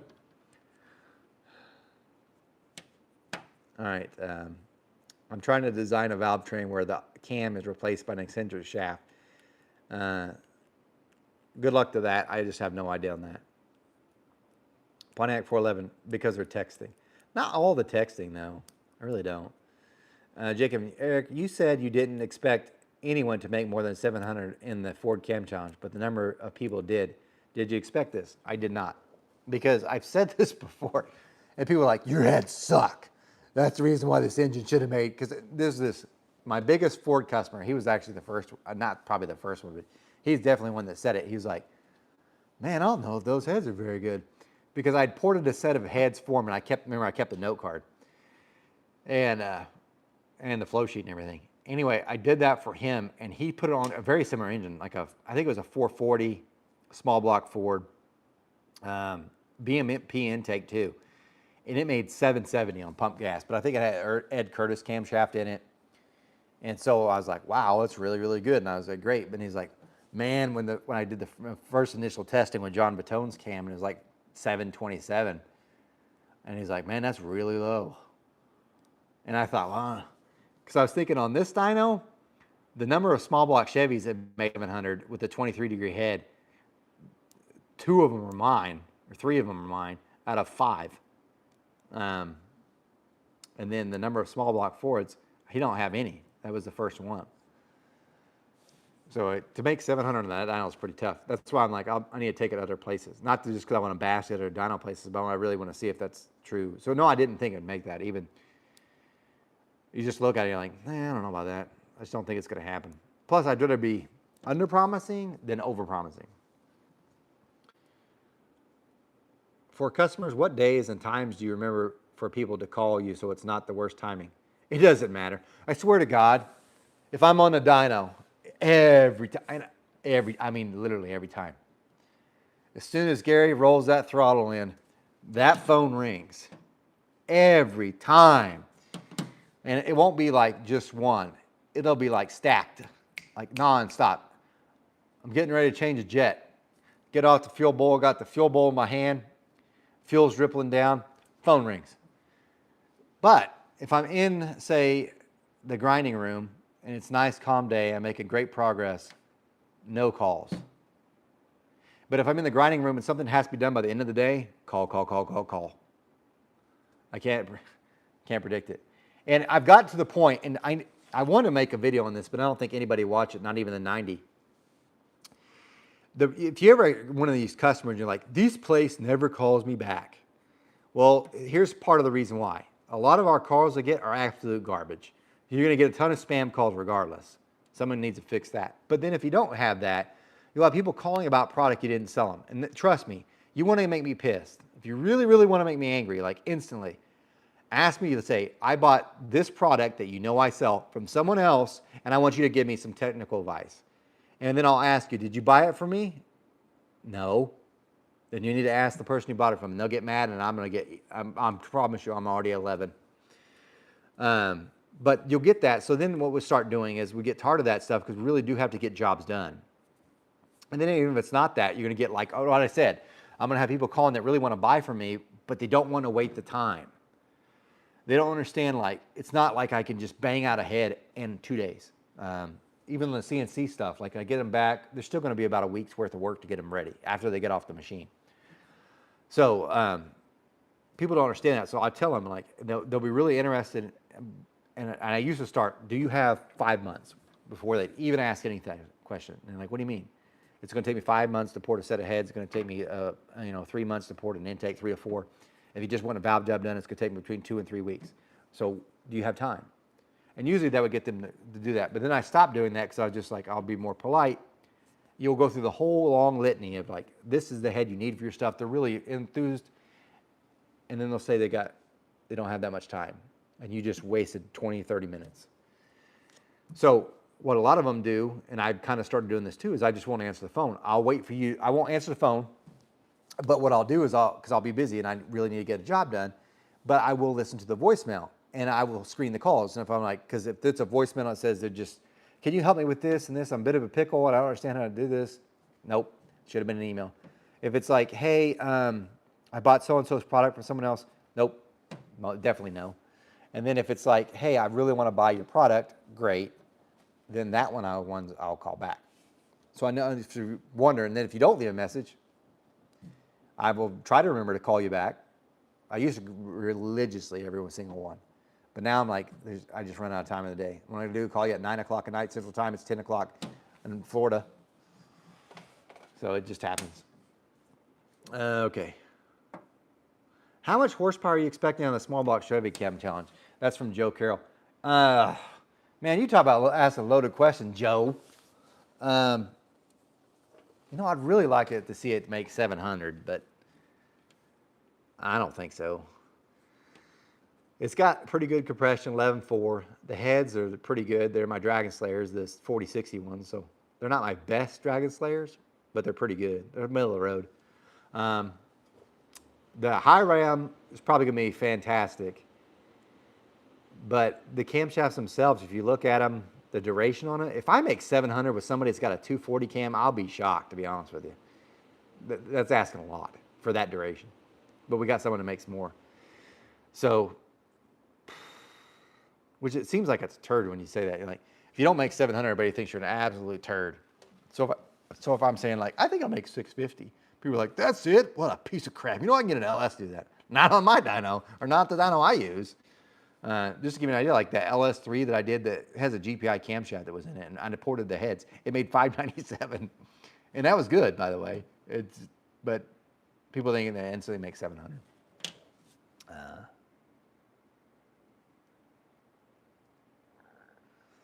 Let's see.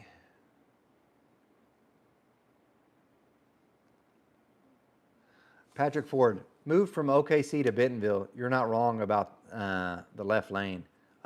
Yes. This is a little side funny one, I guess, because I got 95 people watching. So we moved Bishop in on Saturday. There are 3 routes to go from Broken Arrow, essentially Tulsa, to Arkadelphia. One of them involves a highway the whole way. So actually you go to Little Rock and then you cut back down, but it's all highway. That one actually takes the longest. The other 2 routes, the other thing, Arkansas must have never figured out how to draw a straight line, I swear to God. But once you leave Oklahoma, you entered a road course. I'm telling you, taking these turns, and I'm hauling an engine. And some of these current turns, you're going to have to slow down to like 25. And the speed limit's only 55, but you're only going to do that for a little bit before you're turning. turn, turn, turn, turn, turn, but you could get there faster. So I'm driving down with the engine, and I'm like, I'm doing pretty good. My wife gets really motion sick, really, really bad. She drove down with Bishop. Now, he's got a Camaro. Now, it's the V6 one, but I was like, I know he's not hauling an engine. And I also know his car handles way better than mine. And so I was like, I know he's having a blast. So I asked him, I was like, how was the turns? I took it pretty easy. So then I asked her separately, like, he did not take it easy. He made me so sick. So it made me laugh. What contributed to making those numbers the most? The heads, spot on cams, or the displacement of the engine? All. It's hard to say. I wish there was like one thing I was like, oh, that was it. That's all I had to do. But no. Jamie Chappelle. Arkansas speed limit sucks everywhere too. Yeah. Oh, and that was another thing. They actually had highway patrol on the winding roads. I'm like, are you nuts? It's not like someone's going to blast through here going 70. Can you do an episode about stuff that looked great on the flow bench and disappointed on the dyno? I could, but a lot of that stuff got like thrown away or sold, so I don't have it. Joe Carroll, are you going to PRI this year? I plan to. So I checked my schedule to make sure I didn't mess up because he still does swim, but he says swim for college, so it's not as much. But that weekend's free, so I'm looking good. I'm going to be there. Hopefully we can get a room if Chris Straub's still not pissed or something. Don Carlson, have you tried a rocker geometry sweep so the peak velocity happens on the other side of mid-lift within the limits of running the tip of the valve? Hard to explain. I get what you're saying. In other words, running the wrong length push rod to see how it affects things. I haven't, but that would actually be maybe when the copper, or maybe whenever these cam challenges are over, maybe I'll do that. Because that would be interesting to see how much the wrong length of push rod actually costs powers. Because if you turn over an engine when it's got the wrong length and it's got a big sweep, it's way harder.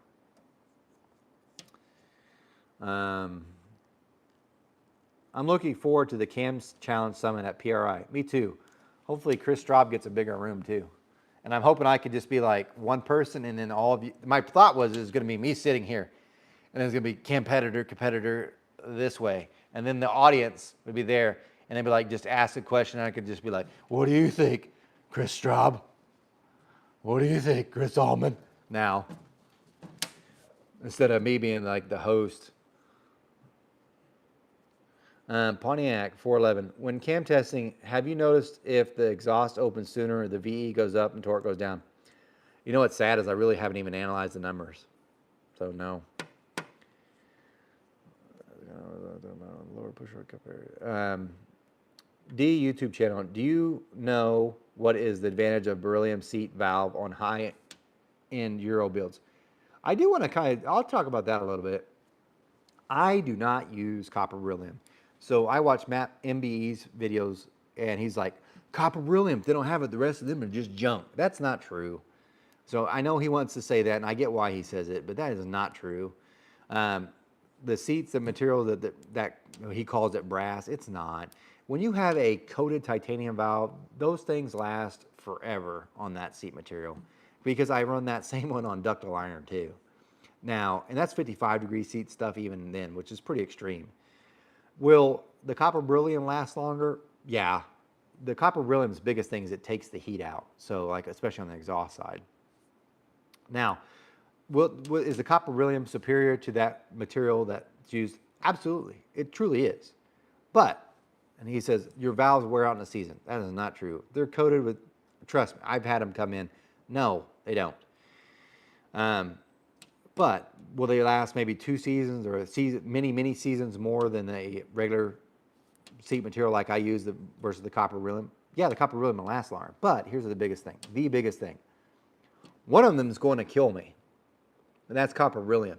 So I'm sorry that your valves wore out in 3 seasons instead of 5, but my life's worth more than that. So no, I don't do copper beryllium. Nope.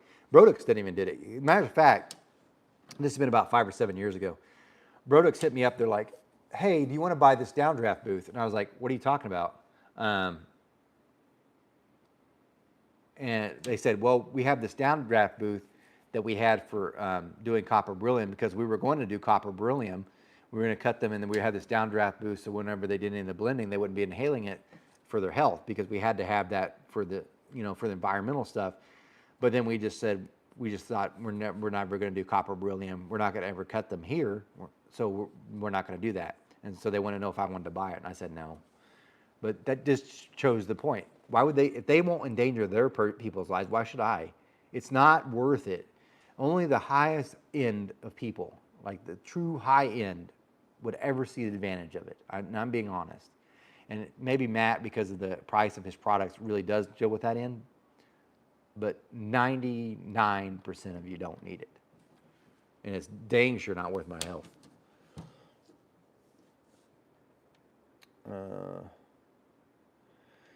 I like to see someone test stack injection with the injector in the original position, then move the injector to the top of the stack like F1. I'm glad you mentioned that.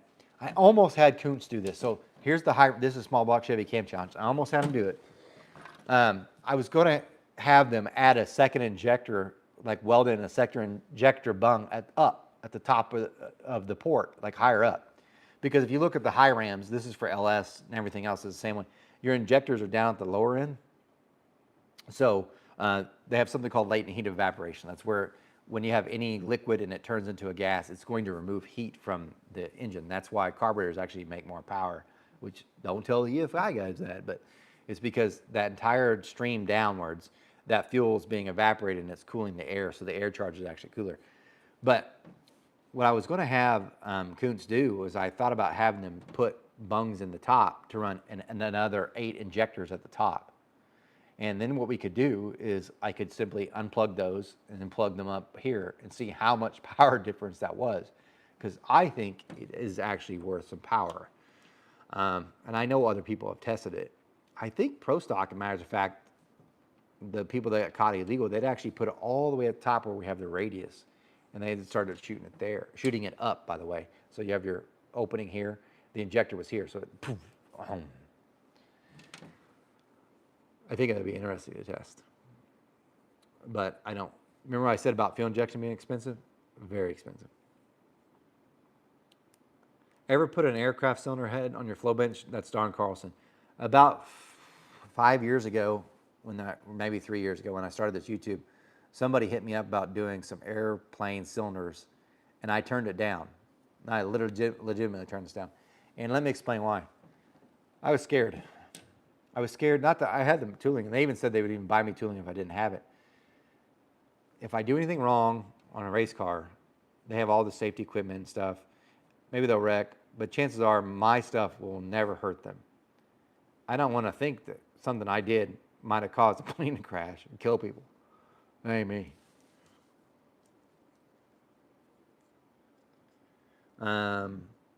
What do you think of the Flowtech LS3 heads? Are the decks thicker than stock? They are. If you want to know more about that head, Robert, I did a whole series back at the beginning of the YouTube when I was doing it. It's called the Internet Ports Heads. That head was a Flowtech LS3 head. And I did a lot of stupid stuff on that. So like, I've made the chambers super, super small, like very, very small, like in the 30s. I'd even milled the head. So it's unusable. The head was never meant to be used. It was only meant to be used for flow bench testing. But it actually milled the head like this. So it actually canted the valve. In other words, it made it move away from the bore when I milled it like that, just to see what it'd do for float. That was kind of a fun thing. And then I gave that head away to one of the viewers. It was a really nice, cool thing to see. Brand Racing, Ampro 45 brass is what I use. That's what Brodix sells, and that's what I use too. It's not too bad to cut either, so I don't mind it. So, let's see. Looks like that's all any other people have any more questions or anything? That looks like I'm out of that. Just the biggest thing I wanted to make sure I mentioned today was about the boost, was that I really do think the boost will not be consistent. And if you end up being one of the outsiders and you want to criticize this, don't share that with any of them, because it's just I don't want to hear it. And if you're one of the people that send me stuff, don't send me in those guys. Those guys don't deserve any of my attention. It's just going to make me get mad about the thing, if I'm being honest, because they can't control that. So whatever that duration is with that pulley size, Hopefully it gets around 5 pounds of boost and around 10. Will it be that way for everybody? No. But that's the biggest reason for doing this video is for that. And also to address what happened with the small block Ford deal. Pontiac 411. Darren Morgan talked about high injector placement. He said it made more power but hurt the tuning window. See, and I want to know. Maybe it does, maybe it doesn't. Thank you for your time. Thanks, Don Carlson. From the same channel, whatever that is. What about golf ball, the intake with a 5-axis CNC? Say 10% more flow. Since I actually have the CNC program for this, I could have them dimple a Dragon Slayer just to try it. But if the spacers didn't do anything, why would this? That's a gimmick. I'm telling you, that ain't nothing. Whenever you see it on stuff, it's people to get people's attention. Like, ooh, because at PRI this year, I think it was it Get 'em Garage or somebody's? They had put on their Dominators, they had dimpled the top, and everybody kept looking like, oh my God, did you see that? And they even said, we just did that as a gimmick. It doesn't do anything. And people were like, oh my, that's a new thing. Oh, should have thought about it.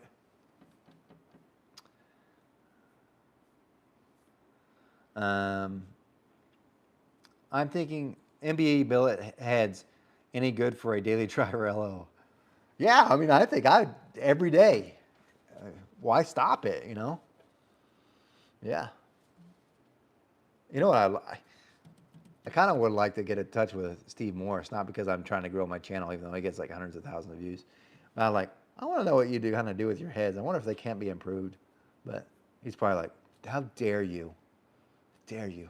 Because he probably did spend like millions, and probably not millions, but thousands of dollars to have someone develop that port. I'm thinking of something good to ask. Stand by. Okay, Tom. Eric McMahon, when you made internet ports heads and oval, did it have better air speeds? I can't remember if I was checking that back then. It might have. That's been a long time ago. I couldn't think of any. Have you done any big block Fords? I don't. I actually had the flow plate to flow them, but no, I don't really port them all that much. You got to put the golf balls in the sand molds. You're right. Did you return the small block Ford to Kuntz? Yeah, it's there with them. And I think what the plan with that was, and I don't know how truthful this is, but Kuntz has a lot of stuff. I don't think they get near as much credit as what you think. They do a lot of different things, and I do mean a lot. So I always knew them for Ford stuff, but they were putting together a small block Chevy at the time, not mine necessarily, although mine was together almost. They had an 18-degree one that was there. They actually had an LT that was sitting there. They had a bunch, pretty nasty, 8.2 deck, like 302-1 base or something like that was there. But anyway, I think what they were going to do is we're going to dyno it there just to see how it compares. I'll be honest with you, I probably will not share that information. And I'm going to tell you why. Because I don't want to offend either Dunsworth or Kuntz. So, like, even when I tell you I'm driving to different places and I'm going to dyno at different shops, hopefully, with that engine, when I do that, I'm not going to share the results. All I'm going to do is say the differences. And I don't mean like Dunsworth was up. No, I'm going to say, and I'm just going to randomize them. Like A, B, C, D. So A shop was this number, B shop, and you'll never know what they were. You just won't. So I'll say one shop showed this much difference in torque and whatnot. But really, because I don't want to offend any of them, because Dunsworth doesn't dick with his dyno to make it read high. Kuntz doesn't either. They don't. There's always difference. It's just like flow benches, really. Even I have two, and they don't read the same. But I just kind of want to see how that compares to what they've got, if that makes any sense. So, in theory, they all should read the same. They're not. Bill Curtis, new cam arriving tomorrow. I hope that works. God, I hope it works, because I don't have any other ideas. So, Bill Curtis is like one of the Dragon Slayers. He was actually the second one. When I developed the CNC program, it was based off his head. So I did the first one. I sent it to this guy in, where was he? Michigan, I think it was. And he digitized it, and he blew through the casting. So this is a Brodix thing, and most people don't even know this. They're not uniform. This is like, let me just grab something real quick and I'll show you. I don't even think Brodix knows this. And maybe they do, maybe they don't. So this is a Dragon Slayer that just came in. This is 4060 spacing one, but it works for the demonstration purposes. And yeah, I had to find this out the hard way. If you measure between the two exhaust, the two guides right here, you'll know what the valve spacing is. But, and I cannot explain this, if you measure the distance between here and here, the intake and exhaust, right? That should be the same one for everyone, whatever that distance is. It is not. It is not. This one is because it's 4060 spacing, but when you get a standard valve spacing one, what you have is, this one's the same, this one's different, they're tighter. This one's the same, this one's tighter. And here's how there was a couple things that came up with, and again, I don't know that they know this, but the first CNC guy kind of spotted it because what he was doing was, he was running the port, so I'll just put the head down. He was running the port program and he got the push rod slot. And it was at the time it had a standard push rod slot because I was like, I'm going to develop one where you don't have to run a shaft rocker or whatever. And he had ran, I don't know which port it was, I can't remember exactly. I could tell you if I was porting it, so I got to think backwards. Yeah. So this is always the port I flow, this one right here. So he was digitizing off this one. So he cut this one, everything's fine. Cuts this one, that's fine. Remember, the program mirrors, so it flips it over. It bubbles that hole and bubbles this one. But it bubbles more on this one than that one. So that was clue one. Their push rod slots aren't uniform. It should be, from the center, they should be the same, exact same. This, where this starts, should be exactly the same from where this is over here is. Because it's done in a CNC machine, right? It should be. It is not. And I'm not accusing them, and at this point, they can't change it anyway, and I'm going to tell you why they couldn't. The slots aren't the same on the standard head. This is 4061, these ones are different, so this one actually exactly correct. The standard ones, that's why I have them not machined and then I machine them, or have them machined. But they're not. So if you tried running the program, it will blister. So like for this one, because this one doesn't require shaft rockers, it has moved over quite a ways because of this ports of theirs. They're not the same. And then the spacing itself is not the same. So like you've got one that's a little bit wider and one that's a little bit narrower, which is a headache. And then here's the other reason I knew of this. I ordered a set of Crowder shaft rockers for the Dragon Slayers. I said, oh, they'll fit it. I was like, okay. I got it in, and this was I don't remember who the customer was, but I was like, I better check this. I'm just going to check things out. I'll set them up because he didn't know how to set up shaft rockers, right? And the way you do it, you take off, you don't have the spring on, you take it off. And I was looking, and I put the rocker on here, and I was like, it's not lining up with the tip of the valve. So they're locked in, they don't slide. Why is it not lining up, but the exhaust is? And the exhaust is, but not, this one's off, what the heck? And so I was pissed at Crowder, and I was like, hey, Crowder, why? He's like, this is the print that Brodix gave us. It's like, then you're wrong. And they're like, well, send us the head. So I sent him the head, and I said, you need to redo it. This is the head. And this was like, by the way, I hadn't ported, it was a stock head, because I had another one in there. And I measured all of them, and it did the same on all of them. And sure enough, so they did all they had to do was move some of the washers around, and it moved the spacing and made it better. And I told them that as well. So they just started sending me like shims and stuff. So the whole time I thought it was Brodix's fault Crowder's shaft rocker's fault until I got, until the head got put in the CNC machine. And then it was like, crap, that sucks. And it's not a lot. We're talking like 7,000 or something, which is probably within its tolerance that they have or whatnot. But it made things way difficult with the porting on it. So that like this Dragon Slayer, the reason why I lost so much money is because it had to keep getting developed. So back to Bill Curtis's, his very first one, I did it. The guy went through and broke through. Well, it could be welded and fixed, obviously. But then that guy's machine broke. So then I had to send it to the guy that I use now, and he had to redigitize it. And I think it took us like about 5 sets of heads, and finally it came out right, and that was Bill's. But anyway, in the meantime, that guy, I think is in Detroit, he had done one head. He had done one.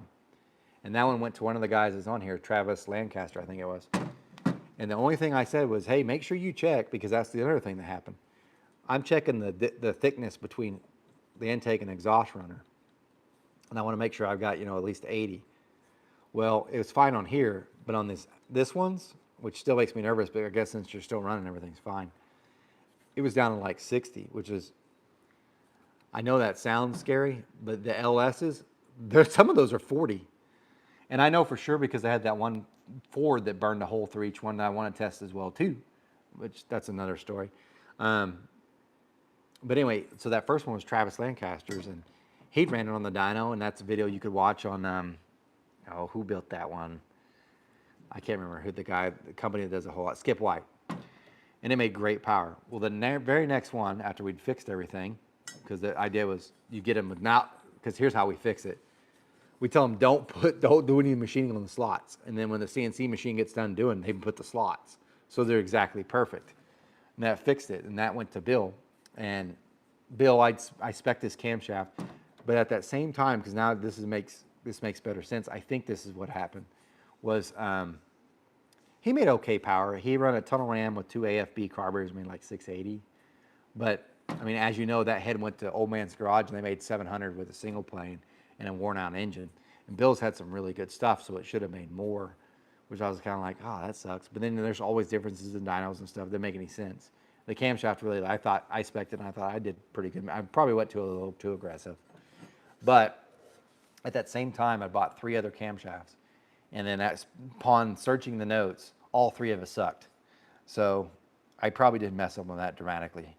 Which I don't say it's not that the specs were wrong.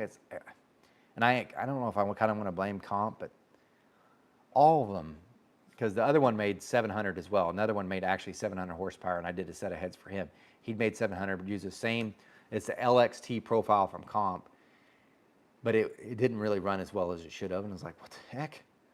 And then another one was not the Dragon Slayers, but it was a 10X, but it was the same LXT profile. All 3 of those camshafts at the same time. All 3 of them I didn't think made it as near as power as they should.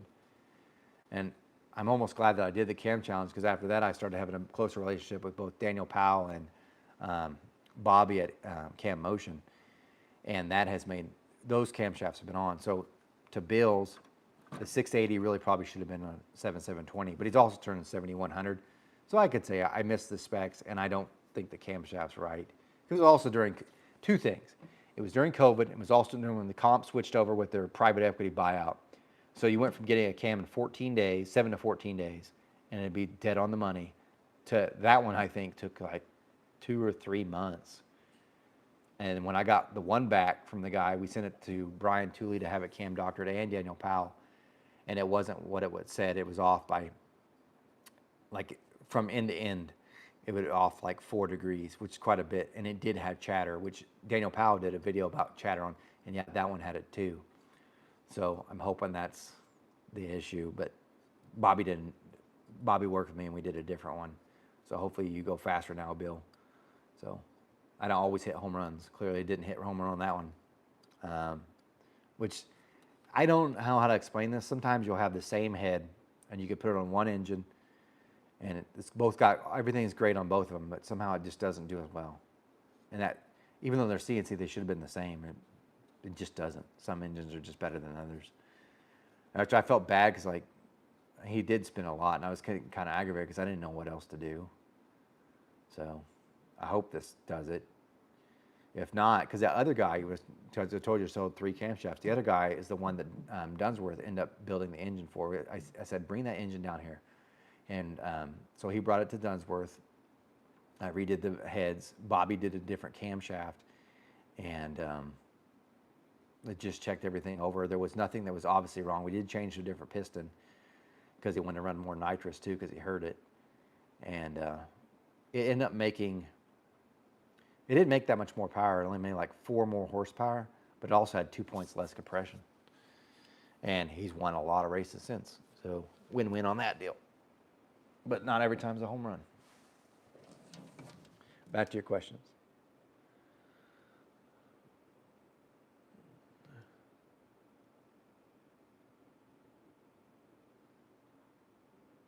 Oh, I missed a bunch. Why do so many people watch Steve Morris? Every time he does something technical, you could see where you have to cut to have someone show him how to do it first or do it for him. I don't know. He's entertaining, but I am going to say I saw him, and I know other people had to have watched it when he was in that, and maybe it's because I'm a porter. I saw him grinding without the chamber, without having a valve in there, and I was like, we always put one that we've refaced where there's no margin, so we don't hit the seat. And I saw him hit the seat on the video, and I was like, how did you leave that in there? I would have edited that out. I wouldn't have showed that. And there's been some things where like, some of the dyno stuff, I'm like, and I don't want to knock him because he's still, I mean, say whatever you want. Like, say he hit that seat. Let's argue with results. Has he been successful? Yeah, a lot. So there, it doesn't matter.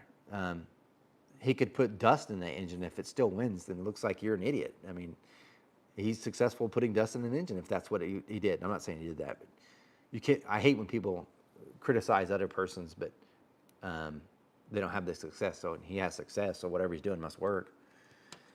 And I do find him entertaining. And he did email me back once. He's like, well, I'll collaborate with you whatever you want to do.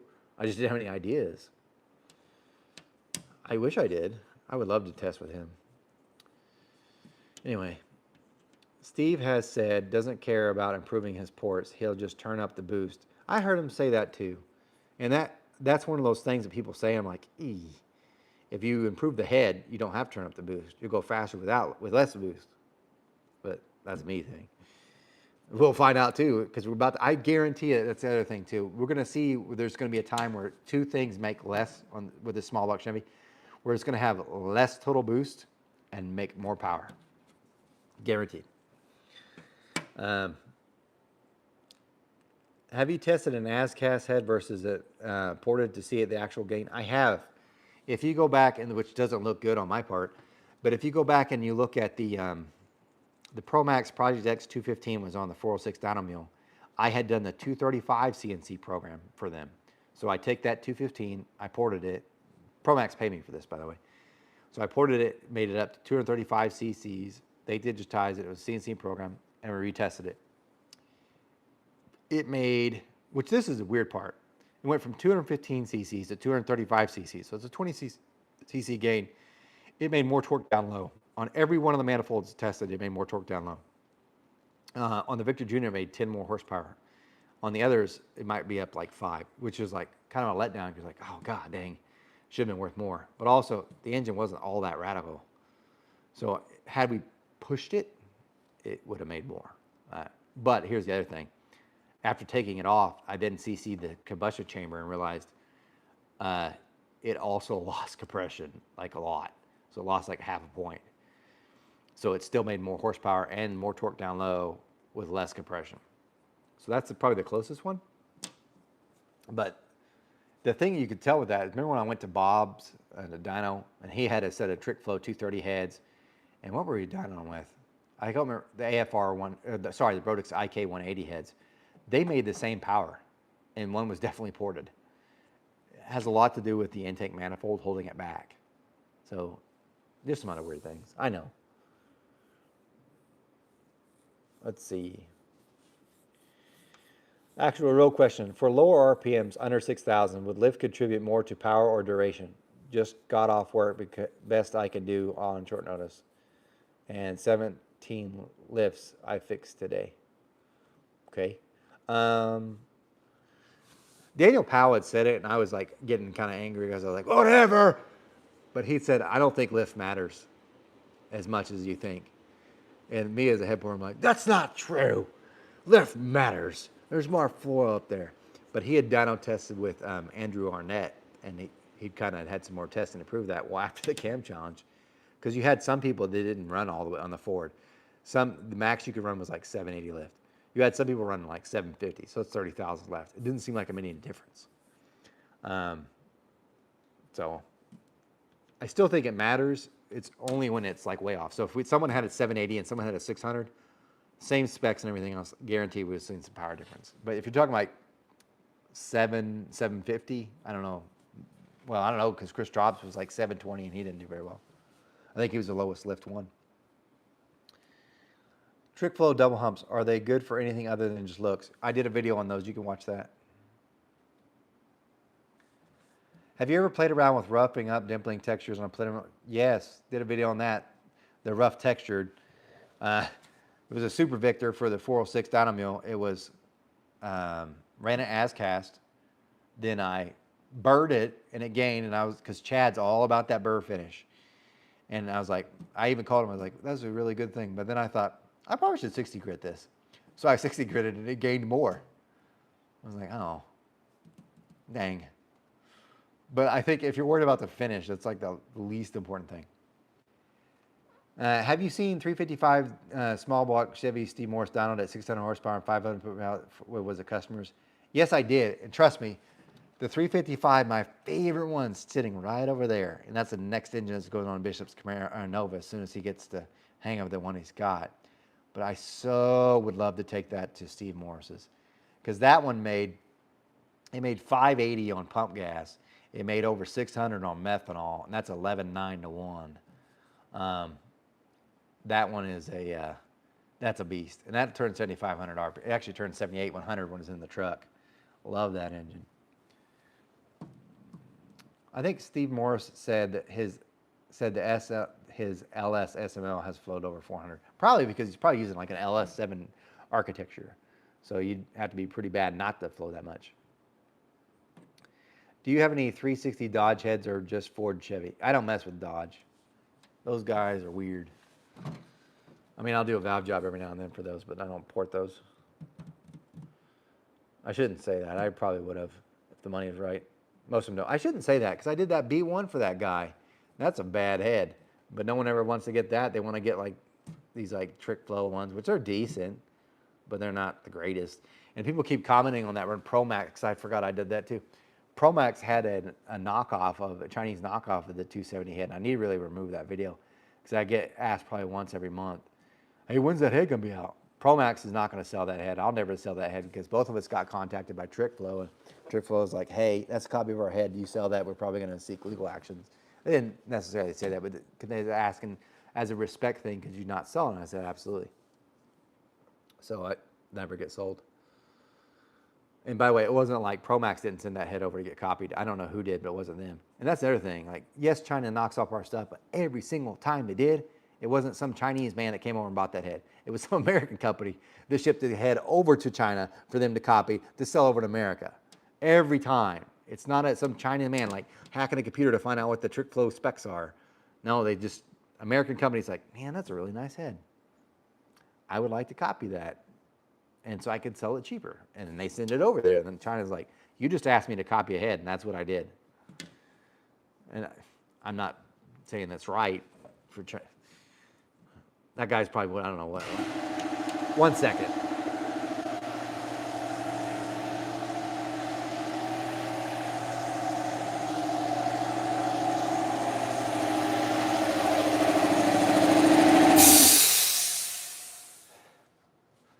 Sorry about that.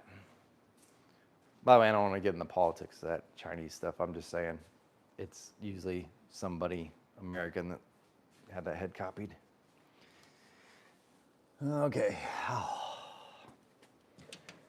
By the way, in about a little bit, I'm going to call this quiz. Although I got more people watching now than I did before. It must be the California people. I've always wondered how much the weather would affect a dyno. You know, temp, humidity, elevation.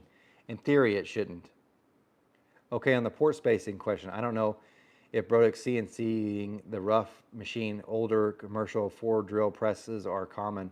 1 4-hole. No, they're actually, where'd that head go? Oh, shoot. I don't have it here.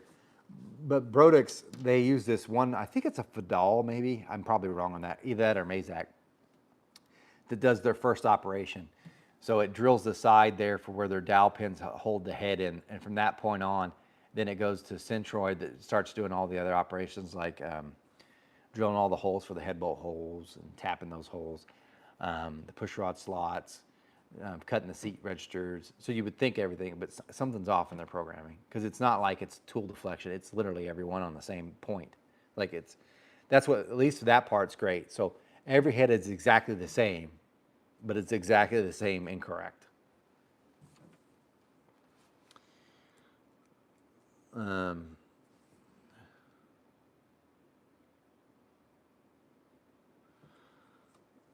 so drill half the head, flip drill the last four, not uncommon for the Siamese ports.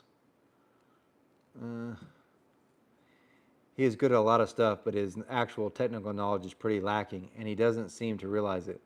I can see the guys he works with know. Well, I talked to Joe, and I was actually fanboying Joe at PRI. That's the guy that works for Steve Morris. Um, I,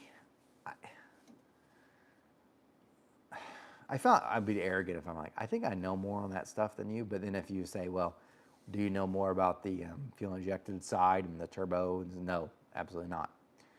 But I think, one, when you get so much knowledge, sometimes you just forget stuff. And also, I know it sounds weird, but sometimes you get on the camera, you look like a moron. I mean, I do a lot. And trust me, I get the comments on it a bunch. Duration was the right answer.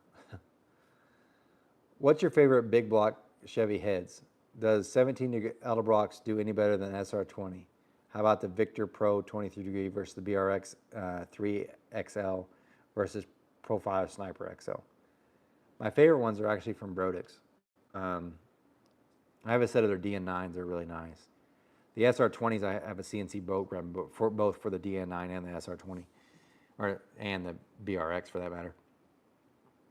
They're all great heads. I don't really mess with the Edelbrock stuff. I think it's too much, too pricey. The Profiler stuff, I don't like their castings.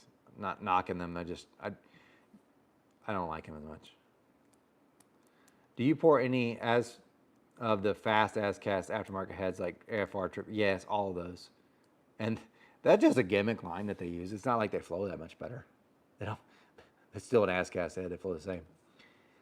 Autodoc, MBE's Big Nines, Brodix DN9s, the original casting-ish. Dodge guys are weird. Funniest thing I've heard in a while. Can I quote you next time I'm talking to one? Absolutely. It's funny too because I'm surprised no one got picked up on that on a live feed when we were doing the small block Ford Cam challenge.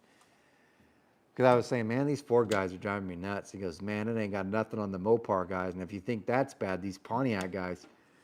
And I was like, oh God, here comes the flack. But no one said anything, which I was kind of surprised about. But yeah, you can quote me. What heads do you wish get copied that are discontinued or whatever head you want? I did think that. I mean, that's a great point. Brodix is absolutely has discontinued some heads that they should have. And those probably should be made over in China because it's not profitable for them, but it might be profitable for China. And for instance, Chris Straub is selling his Mayhem head, and I don't know all the ins and outs of this, so this is all alleged or rumor mill stuff. So how true this is, I can't even tell you. I think Scott Foxwell, he says he designed that, but it was an 18X head. So Brodix, for instance, made the 18X head. How is it different from an 18C head? An 18X head was a 40-60 spacing, which actually happens to be the same spacing as this head. And then what's funny is, I'll get back to that in just a second. But anyway, when they first did this head, and it came out in the 90s, the idea was, hey, you don't have to buy shaft rockers. You can run stub mount rockers and run an 18-degree head. And they had both bolt patterns, so it had the standard ones. You could run a standard header. You didn't have to run something special. You did have to run their special intake manifold. Well, it didn't actually make that much more power, if any, than a lot of 23-degree stuff. Matter of fact, Larry Moe, I asked him about it, and he sent me this long thing about it. So it wasn't super popular anyway. You still had to buy 18-degree pistons too. So wasn't overly popular. Brodix didn't sell that many, and they did have a problem, and they even admitted this to me because I bought one, and they said we have an issue with this. The pushrod slot. Remember what I said about getting them the same? They kept breaking through because of that. And I'm sure it was something in their programming when they switched over the mold or something, whatever. But it wasn't working out great. So Brodix has now discontinued them. I think they sold their last one last year because I think I bought their second to last one and someone else bought their last one. Anyway, Scott Foxwell, I guess, might have worked allegedly. I don't know how true or full any of this is. This is what I've heard, but he'd worked with Chris Straub, and he was supposed to get some royalty from it, kind of like I'm supposed to get royalty every time someone buys a Trick Flow high port head with my CNC program, or the DN9 now head from Chris Straub. I'm supposed to get a royalty. I think he's worked out something like that with Chris Straub. I can't tell you, but it had a falling out. But what they did is they sent it over to Steven Stun. Steven Stun, by the way, is the same one that makes if you ever see the DB heads that I'm selling, those are made by Steven Stun. I'm not trying to hold that back. Guess what? Steven Stun sells that same head to Pro Max. That's the same head. But anyway, that's an 18X head that was made over there, and Chris Straub now sells that. I don't know how well it sells because it's the same thing that Brodix had a problem with, is what they have a problem with, I think. You still have to, now Chris sells the whole package, but you still have to have 18-degree pistons, which he sells that. Piston to pistons aren't that much difference, but still the biggest is you can only run that intake that he sells. There's no other intakes you really can run for that I know of, unless they did something to alter, and I probably could be wrong on that. But the head itself with the 40-60 valve spacing and the height of that port that was, it's going to top out about 360. Which is funny too, because Chris Straub, he'd said, when I was doing this 406 challenge, you guys went this cam challenge for the small block Chevy, he's like, I'll donate a set of my my Mayhem heads to use in the challenge. And I think I literally said, which I know maybe I'm picking a little, I said, why? This will make more power. Because my CNC 4060 is better. I'm not lying. Because I know what it moves and stuff. I'm like, I don't think so. I've had people call about that years, so no, I don't know about that. But anyway, he said, well, I'll donate a whole set. And we could, which, if you'd get the block back, we could test. Anyway, literally, if the block was back, I could test it heads against mine. But anyway, that's neither here nor there. Kind of funny, though. Oh, shoot, I'm way behind now. Can you buy adjusters with the push rod cups? Do it all the time on the push rods. Okay, that's someone else. Most people forget about how much the intake manifold flows. They do. I use inverse radius GM, spent money developing them for indie projects. Yep. GM's still obsolete. Double A Joe worked for Nelson Racing Engines before he went with Steve. I know. He mentioned that when I talked to him, because trust me, I was fanboying out, and I bet you he felt like really, really weird. Because he probably just, at that time, he wasn't on the videos as much. But I actually wanted to talk to him because I actually knew he was probably the one putting more of the stuff together than maybe Steve. So I was telling him, hey, good job. I'm glad you get on there. Which I could tell you, he did not know me from anybody. But I was also thinking, man, it was nice talking to you. It's cool. Dodge Jews really are weird. Yep. Let's see. Yes, trade-offs mid-lift is best.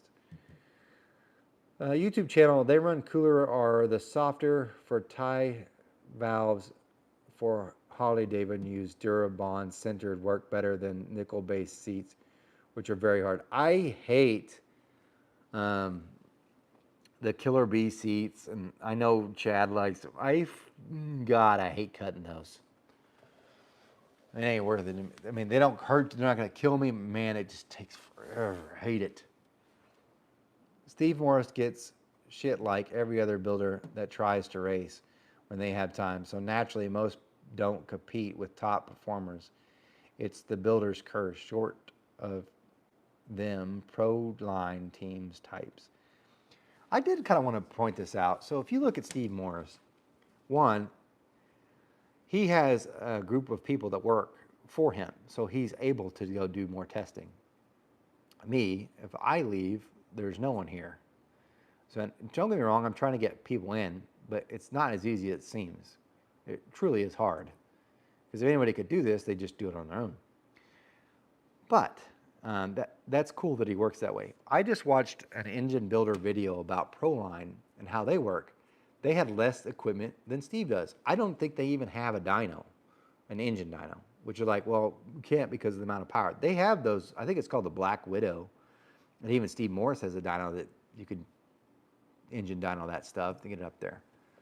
But they didn't have a 5-axis CNC machine because they don't do their own head work. Some other people do all that stuff. They do very, very few of what they do. If their name wasn't so well known, I could tell you now they'd probably bash because they didn't have as much equipment. And I'm not knocking them. But what they do, and this is how I think more of the people are going, they actually have teams. So they have teams of pro mods that they work with on their cars for, and those teams pay them a certain amount each lease mounts each month, and it's a lot. So the engine building sounds like what it is, but actually it's the teams that are making the money, because those teams use those money. They got at least a certain amount of money, and they charge them to work on the cars, and so on and so forth. For instance, in Oklahoma, there's Elite Motorsports, which you know from the pro stock stuff, they do a very similar thing with that. There's not, in other words, Proline doesn't have a guy that's just grinding on heads trying to make them as good as possible. It's why they just call the guy that grinds the heads and they just bolt them on. But it's just a different way of doing things. But definitely that's how the more money part is. Careful in Pontiac, we have a small block sized head on our big blocks, even though we don't have big blocks. Also, you got that from Eric. They are dangerous to cut. Yep. Determine your fuel, then how much dynamic compression you can handle. That's not me. German to fix lofting. Okay. Do you feel like the B Brodix race right head is the best bang for the buck? For no, I don't. Jason, no. I do not. The best bang for the buck is that Pro Max head, if I'm being honest. That 290 or the 315. There's nothing wrong with it, but that's a Chinese head. If you want the best bang for the buck American head, yeah, for sure. Although, no, I'd probably go with the Trick Flow 280 head if you want to be American one. That's a better one. Well, are there any competitors here right now that want to ask me a question? If you do, put that in there real quick because I'm going to call it quits. It's 10:07 and I should probably go to bed because I'm going to try to get up to work out in the morning because still haven't got that stripper job for the, to be in the movie. They did ask me to be another actor. I didn't get that one either. It was a washed up rock star promoter. I didn't get that one. And then they asked for one today was to be an extra at an after party. That's to be Saturday and the Sunday, but I probably won't get that either. So, anybody got a question? Competitors, I should say. All right. Well, in that case, I'm going to turn this off. Oh, got one.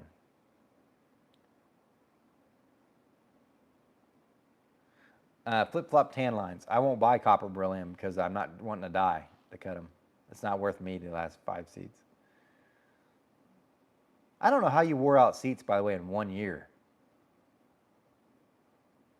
Because I've literally had people running multiple seasons on the bronze seats, or those AMPO 45s with the CRN-coated titanium valves. I mean, seasons and lots.